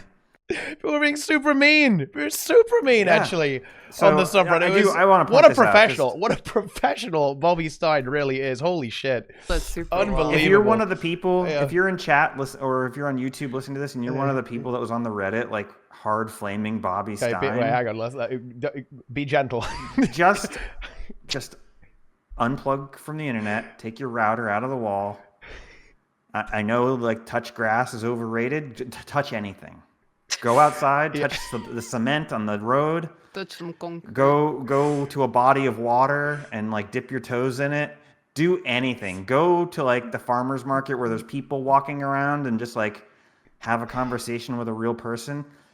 Video games aren't for you. If you're raging and insulting devs to their face on a Reddit thread and like telling them that they're bad at their job, video game, it's too much for you. It's emotionally too much. You can't handle it, and you need another hobby. And I'm trying to be nice when I say that. Please disconnect. Take up something like cross stitch, or like just or anything like birding. Some hobby where you don't get emotionally charged up to the point where you're shaking with anger typing at a dev on a subreddit. Please just stop. That's it. Yeah, like I couldn't agree more with this. I think that's, you can have any super negative opinion you want on the game and on the studio, and you can be absolutely angry and like this is terrible and this is terrible. That's totally cool, but do like leave the devs like personally alone, please. Like, these are people just that are just doing their jobs, right? So, like, for example, Bobby was just in a Reddit thread, like, commenting on something. And it's even fine to disagree with devs and be like, well, I disagree with this. But, oh my gosh, yeah, don't be toxic to these people. It also just, like... You guys in chat, you guys are just not I'm not simping for them. I actually didn't like the story, and I would have my own criticisms that I would share with Bobby if he asked. But I'm not going to personally insult him on the subreddit. There's a big difference between going, here's my issues with the story and laying out some bullet points and then that being it. And there's another thing to be like, you suck, you're bad at your job, and you should be fired. That's a different level of criticism. That's what I'm talking about. It's a toxic level of criticism. It's not acceptable. It's okay to not like the story. I don't like the story. I could have given Bobby my own bullet points, but I'm not going to do that for free. So whatever. But I'm also not going to flame him because we got better things to do with our lives than be on Reddit, like yelling at a dev. Like, that's crazy. That's unhinged behavior. Yeah. This Maybe is like to, the like- most I've ever agreed with you on like anything. What, I feel. isn't that beautiful? Isn't that just Yeah. a beautiful thing? We We're all found coming unity. full circle. Yeah. But yeah, maybe like another thing that I kind of wanted to point out is I've heard this sentiment echoed a lot from people that have, I mean, justifiably, you know, taken a break from the game, that sort of thing, where they say, like, you know, the company's like way that they allocate their resources and money and everything is not necessarily the responsibility of the consumer, right? It's because like typically as a consumer, if you pay for a product, you expect your product to be working and you expect the product to come to your specifications, right? And I want to like first say that, like, yes, I think this is actually entirely true. And I think this is like a big reason why a lot of people are upset is because they feel like they've paid money and they didn't get what they were told that they were going to get, right? But I feel like another thing that's worth pointing out is that game development in general is one of the most interactive ways that you can actually have an impact on the product, right? It's like if you buy an Apple laptop or something like that, then you get what you get, right? It's like you can go rage all you want on like the reviews, but they're not going to change their product specifications just because you asked for it. Whereas I feel like actually in general, this is a broad conversation with game development in general, is like you actually have a very big influence on the game as a consumer of the product. And I feel like in essence, that does actually make you kind of responsible for, like, you know, it is almost your responsibility as the consumer when you're like, you know, you can't just say like, oh, that's not my fault. The game company should just do what I tell them to do, that sort of thing. I think providing that feedback, whether it's constructive or destructive and everything, is part of playing games. You're actually part of the iterative, you're part of the iterative process, you know? And I feel like in a lot of ways, actually, it's then kind of like to tie this back is that if you give destructive criticism, right? It's like if you are disincentivizing the developers from doing a good job, then in a way you've become a destructive force in this iterative process. And it's very likely that the things that you want will not be in the game, right? So it's like, I don't know. I think that's just something, it's just a sentiment that I've heard from a lot of people when I tell them like, oh, you know, these features are very expensive. Like, you know, it's like, it's worth looking at it from like the game company's perspective. And they're always like, oh, the corporation is not your friend and all that kind of stuff. But I feel like the reality is actually the corporation is much, much, much more your friend than most other industries by comparison. So I don't know. Just Yeah, that's the thing, right? I think that's like you're saying, if you have opinions about the patch or about the game, or you know, and you want the product to be better, right? If you want your criticism to be taken into account, by all means, go post your criticism, go upvote all the criticism you agree with, right? Fill the whole subreddit with criticism. But like, we do want the actual people making the game to actually want to go and look at it, right? The second you just make it an environment where, you know, the second a dev like peeks up and says hi, they instantly get attacked by 1 million people, you're basically making it so that the criticism you're voicing isn't even going to be seen anymore. So yeah, 100% agree. Being constructive is definitely important, and this will sound a little bit strange, but I actually think a testimony to what Emmy and Lara just said there, like with, you know, you are definitely a part of that process. It's funny enough, the fact that they're actually adding strike missions to the game, especially challenge modes. There's absolutely, I really struggle to see a universe where strike missions, especially CMs, are a super profit-efficient investment of ArenaNet's development time, actually. Look, I'm under no illusion, guys. I don't think a lot of people play this content. And funnily enough, not only do a lot of people play the content, it's also the hardest content to make because it requires the most... It's the most complicated encounter design. It's going to require the most testing, right? You're going to have to be pretty careful with rewards, right? There's a lot of complexity there. And yeah, I know that we're not getting as many strike missions as we want, but I actually think that in a lot of ways, the commitment to strike missions, no joke, is actually a bit of a tip of the hat to the community, right? Or the players that they know are very engaged and very vocal and are very passionate about the game. And I'm saying that without a shred of irony, by the way. I feel like I'm going to get demolished for that comment, but I would really encourage everyone to really think about this from a business perspective, from the corporate perspective here. Yeah, especially challenge modes, right? Like how many people actually play this content regularly? And there's definitely kind of the marketing angle, right? And all that kind of stuff. You know, how, like, you know, you can have a big stream, right? Like all this kind of stuff. And, you know, you can hype up the game. And that definitely is true. You know, stuff like Harvest Temple Challenge Mode in particular is definitely exciting, right? All that kind of stuff. At the end of the day, yeah, I do think that speaking up and being, you know, asking for what you want and being constructive is definitely a way to influence the game. And I think that's kind of demonstrated, right? With some of the things they're doing. Like they're focused on balance. Their focus on actually committing to strike missions and fractals. Yeah, is what it is, right?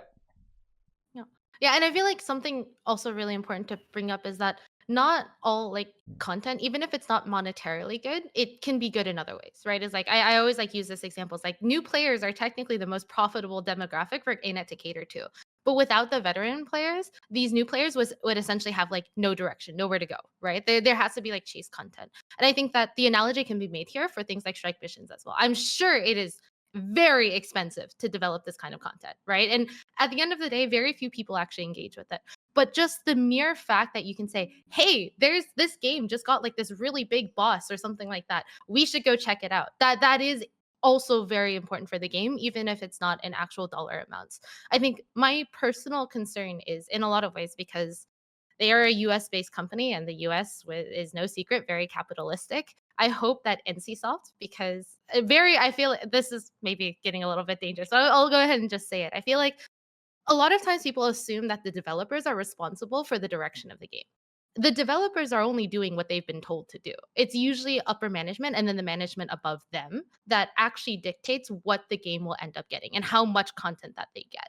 So in a lot of ways, people are essentially barking up the wrong tree. And I feel like the problem is with a lot of these very, very upper level management, they only look at the dollar sign, right? It's like they only see like, oh, okay, this game generated me XYZ amount of revenue in this quarter or something like that. Okay, whatever it was that you did to drive up that revenue, do that again, right? So it's like, I think that's to me where it can be very concerning. And to me, it's good that we're seeing the pushback on that, right? It's like they are investing in systems and content that is not necessarily profit on paper. So yeah, I don't know. Just something I wanted to bring up. Yeah. Also, people should just give up on trying to influence the game. Don't do it. It'll only lead you to disappointment. Oh. In the acceptance phase, we don't try to influence the game. We accept the game. We accept the game how it comes. If it comes and you don't like it and you're not happy, well, I mean, okay, don't play it. If it comes and you're happy, great, play it, have a good time. But don't try to influence the game. You'll go down this road for years trying to like mold the game to what you want. I've been there. And yeah, we've it's all been there. Yeah. And at the end of the day, you'll end up with a game that was the game they were going to make anyway, and all the effort and mental energy and like late night Discord chats with what we should recommend to be fixed, it's all meaningless. It's all for nothing. So you should just play the game, enjoy it. If you like it, if you don't like it, don't play it. But trying to mold the game to your will, unless you're like a billionaire, it's just not going to happen. So if you buy enough gems, then maybe you've got a chance, you got a shot. You got to buy a lot of gems on the Korean stock market if you want to be the shot caller. Yeah. Okay, I'm not really sure where we're going with this, to be honest. I don't know. I don't really know what to say. Expansion. Yeah, Is it I coming in guess summer? that would be Is the it final happening? thing. We could do that, and then we could wrap up real quick after that. It's a laughing-based expansion. Yeah. From the teaser, I've intuited that the entire It's plot's going to evil. be based around they're, laughing. They're going for the dark, edgy plot line. That's No, what but like, you got demons or something, some kind of eldritch horrors going on there. Or do you want to talk about the date? I think the date is perhaps the more interesting part, actually. Are we convinced it's the expansion? That's the Yes. big question I am 100% convinced, but I see a lot of people that are like, oh, it's got to be something else. The worst case the scenario reveal, is the the trailer. announcement of the expansion. I think that is this summer. That's Well, what people are thinking. The announce. So this was Yeah. like the announce of the announce, Yeah. which that's depression I don't mode. think so. Here's what I'm thinking. And by the way, it's confirmed not the new Fractal. Some people miss context on this, but Grouch himself actually confirmed it is not the new Fractal. This is in my chat. So look, if you guys want all the hot news, you got to be in my Twitch chat, right? That's where it's at. Okay, but yeah, no, Grouch specifically confirmed it's not the new Fractal in the Twitch chat here.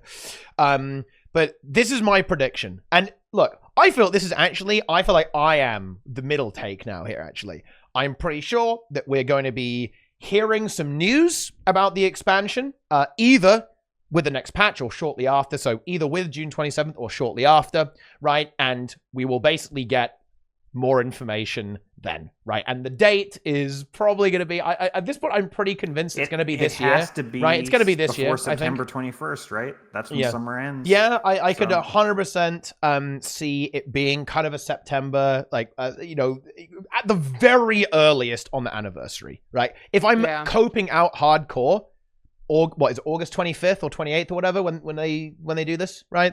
When they usually release this stuff for the anniversary. And then if I'm going like, okay, like middle of the road, kind of more like September, I guess if we're kind of dooming more like October towards the end of the year. But I'm pretty sure they wouldn't have done this unless Tuesday the 19th of September. Yep, there it is. I'm saying do they the normally last do possible. That's the last possible Tuesday in the summer.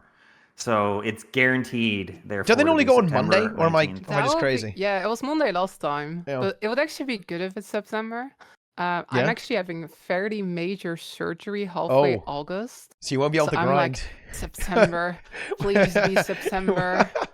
Oh my god, yeah. I hope it's gonna be September. That would be good.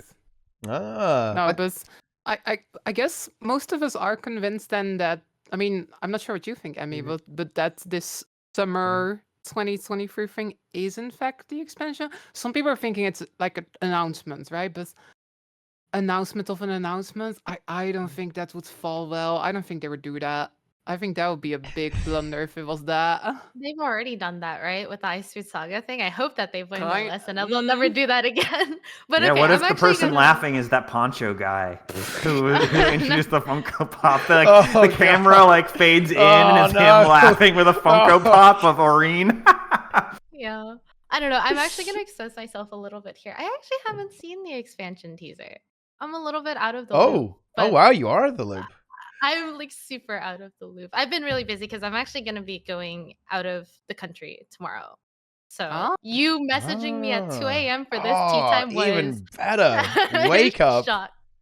So yeah, I'm a little bit out of the loop. But I don't know. I feel like if they do release the expansion this quickly, then that would be the shortest gap between all of the expansions, right? Is like each of them previously had about 5 to 6 years in between them. And this one would be basically coming up after about 2.5 years, which I think that's literally twice as fast, right? So I personally hope that it is. And then again, the biggest thing that I've been looking forward to ever since they talked about what would be released with the expansion is the core systems that they will be taking a look at. And I will also Special say action hotkey. Yep. the other thing that I wince in sympathy for them because touching old code is like poking something very bad. I feel like we've already kind of seen that where they touched a lot of old core systems, even in the small QL updates that they've made, and they've completely destroyed like certain systems, right? Like literally the other day, I was doing a severe CM run, and if more than 2 people died, the encounter reset, which makes it very much which is very much like a core system. So it's like I'm a little bit nervous. I feel like at this point, Guild Wars 2 cannot take any more bugs, right? Because the amount of bugs that are already existing in the game is. Let's test that Yeah. theory. Let's see Yeah, how many well, more it can yeah, actually yeah. take. That's what Yeah. I'm hoping, right? That's what I hope that they don't. But the problem is that I've been in a situation where I've needed to mess with code that somebody wrote at the company 10 years ago, left, didn't write any documentation, didn't document their code at all. Some sort of stupid duct tape solution that you have to sit there for 4 hours trying to decipher what this one line of code is supposed to do. And I'm just imagining them doing that because they specifically said that they're targeting core systems. And Wait, I'm did they say that? I think thought might they have missed did. that. It was in one of the when they were talking about the expansion roadmap and stuff that they were going to look at a lot of the like core systems related to like Oh yeah. stuff. They did say that, but I think it was more like as a general thing. Oh, maybe, but Instead of like necessarily with the expansion. Like for example, the I see. what's it called? The combat skill effect hiding is coming like a little bit over a week from now. And they mentioned they're gonna do something with rewards, but it's gonna be a while until we hear about it. Yeah, I think it's going to be Karma that's going Yeah. to be revamped. Yeah, I feel like it's probably Oh. going to be like some sort of old currency system Yeah. or some sort Yeah. of old. They said it's like a major thing. So, and I Mhm. look at Karma as like the most like kind of useless thing Yeah. now. Yeah, I mean, I have 60 million. Dude, karma what and I if have they no idea just what to do it with. I mean, they could make Karma so much better just by making every heart vendor have like the equivalent of Berserker gear, or like if it's green and only 2 stats, like just give people like viable gear to buy from the heart vendors as they're leveling up. Like, oh my god, or celestial gear at the heart vendors. It would just like make it so much better. Yeah, but basically, my main worry is I'm half filled with hope because I really hope that they rework like how you can interact with the game. But then the other side of me is just thinking that the bugs that they're realistically you can't test that, right? Because they don't have a player base that can simulate a live environment, and I just imagine there's going to be so many issues. So praying that things go at least somewhat smoothly. So yeah, that's my thoughts on it. Yeah. I want good strikes. I do. That's what Yeah. I want. That is my main thing. And you know what? I want good open world as well. I'm actually really sad because I know that we will not get anything like Dragon's End, and I will be a bit sad about that. I don't see ArenaNet ever doing anything like that ever again. Oh no. But yeah. Unfortunately. Yeah. See They definitely learned their lesson. Yeah. Yeah. How much do you think of that drama would have been avoided if the turtle was obtainable some other way? 90%. No, almost all of it, yeah. Yeah. I don't even So- would have cared that much. Then I got, okay, it's a hard event, I don't care.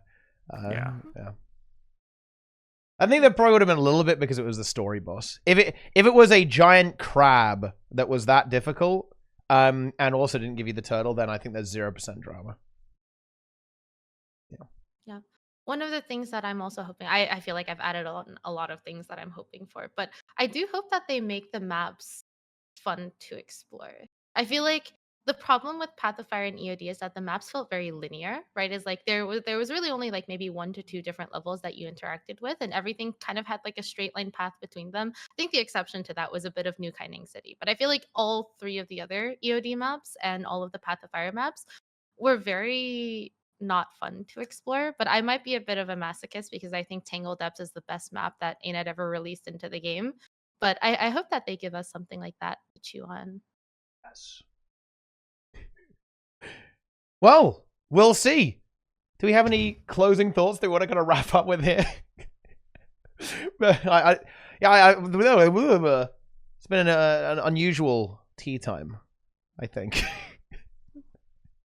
Quite strange. Yeah, I don't know. gotta I'm say still that gonna. Oh, sorry, my you go ahead. cat is very hyped for the expansion. Yeah? He can't wait.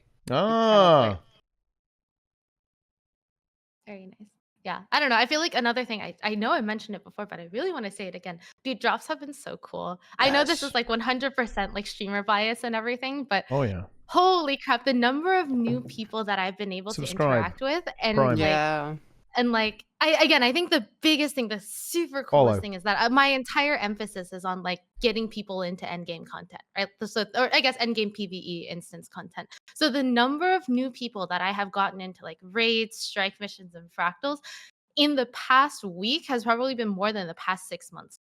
which is really so. Replace the old players. Yeah, with who the cares old, about these old in with the veterans new. anyways? Yes. Yes. I don't know, who cares about old people anyway, right? True. So. No, I mean, New Blood is definitely good. It's one of the issues with the scene overall is that it's very top heavy, right? There's a lot of people who've been here for ages. Honestly, not a lot of new people. It's one of the biggest issues, definitely with like the endgame content stuff, and certainly true of stuff like PvP as well, I would say. And just the game in general is there's a lot of people who've been here for a very, very long time, and not a lot of people climbing the ladder, right? Making their way up. Yeah. That's it. Okay. I guess that'll just about do it for tea time, guys. We have we've trundled to a stop here at the end of the show, and that means it is time to talk about ourselves and, well, talk about how you can go and watch these streams to get those sweet, sweet Twitch drops, guys. Oh my goodness.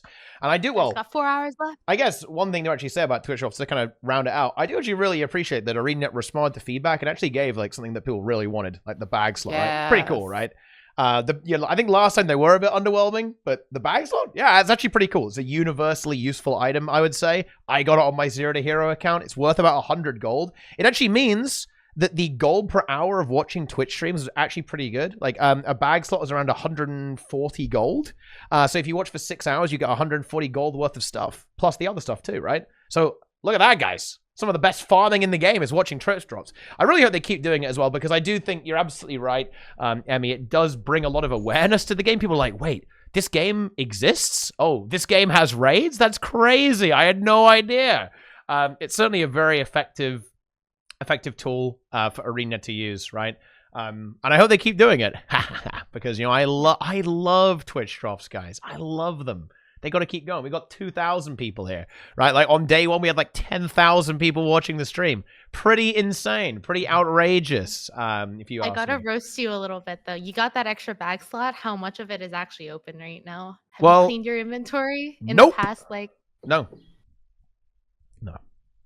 You'd have loved this. I was carrying around over 50 ascended rings.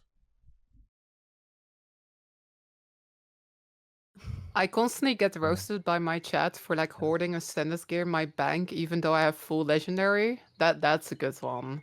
Just like Well, the problem is if you just stacks. delete it, you lose account value. You can't just delete it. Yeah, you can't or do else that. your account value goes down. True. Yeah. But what do you do with it? Like research? If notes, it's you if get it's like some- raid drops, I More salvage it for characters. the magnetite because I don't lose account value that way. But Right. if it's just like a random like Zoja's ascended crafted weapon, I just put it on a mule because I'm not deleting 70 gold of account value. It ain't happening. That's smart. Make Get you like just an keep ascended- buying use more character Especially gold slots. of account value just because of daily market fluctuations. Especially because the salvage kit costs a gold to use, so you're paying a gold to delete 70 gold of account value. Ooh, it's even I'm worse. not playing Yeah. that game. Yeah. But it's the cleanliness. It's the lack of Look, anxiety. you I don't can have see it. cleanliness. My bank Yeah. is clean. It's on a mule, yeah. It's on like It's on an Asura engineer that I will never log into Yeah. ever again. Is that how you know Safely. all of your mule accounts or characters rather are Azura? So you know not to log Basically. into them? Yep. Yeah, or Char Makes sense. Definitely makes sense. or Norn. Yeah. Well, what about Sylvari?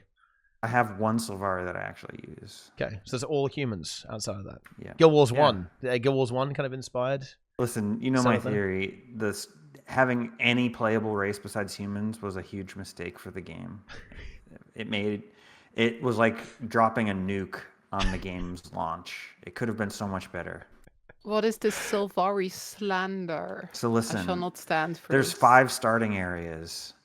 I mean, five. we can do Report to one them And playable Well, each race, but starting then- area has 3 branching storylines. We can do Then one playable race. but it's got to I'm be not Sylvari. done. And then Get at the rid of end human. of the game, at launch there was 1 level 80 zone. 1. So 2? we have Is 5 the starter first maps 80? and a bunch of like mid-level, like teen level, 20 level maps, and 1 level 80 map. We could have deleted 4 playable races and had 5 level 80 maps at launch, Ooh. and we could have had, What, we could have had a Zaitan fight that was good. I don't know. Let's get nuts. All of that, all the time spent developing Metrica Province could have gone into making the Zaitan fight good. What am I saying? Like, it was just a huge mistake. Even if it meant only cutting one of the playable races, it would have been worth doing. And Your wish is gonna come true, but it's gonna be only Asura playable. Would you want that? Only Asura. I mean, it would be an interesting take on the lore of the game, but I'd be willing to go there. And I think it also made the playable races worse.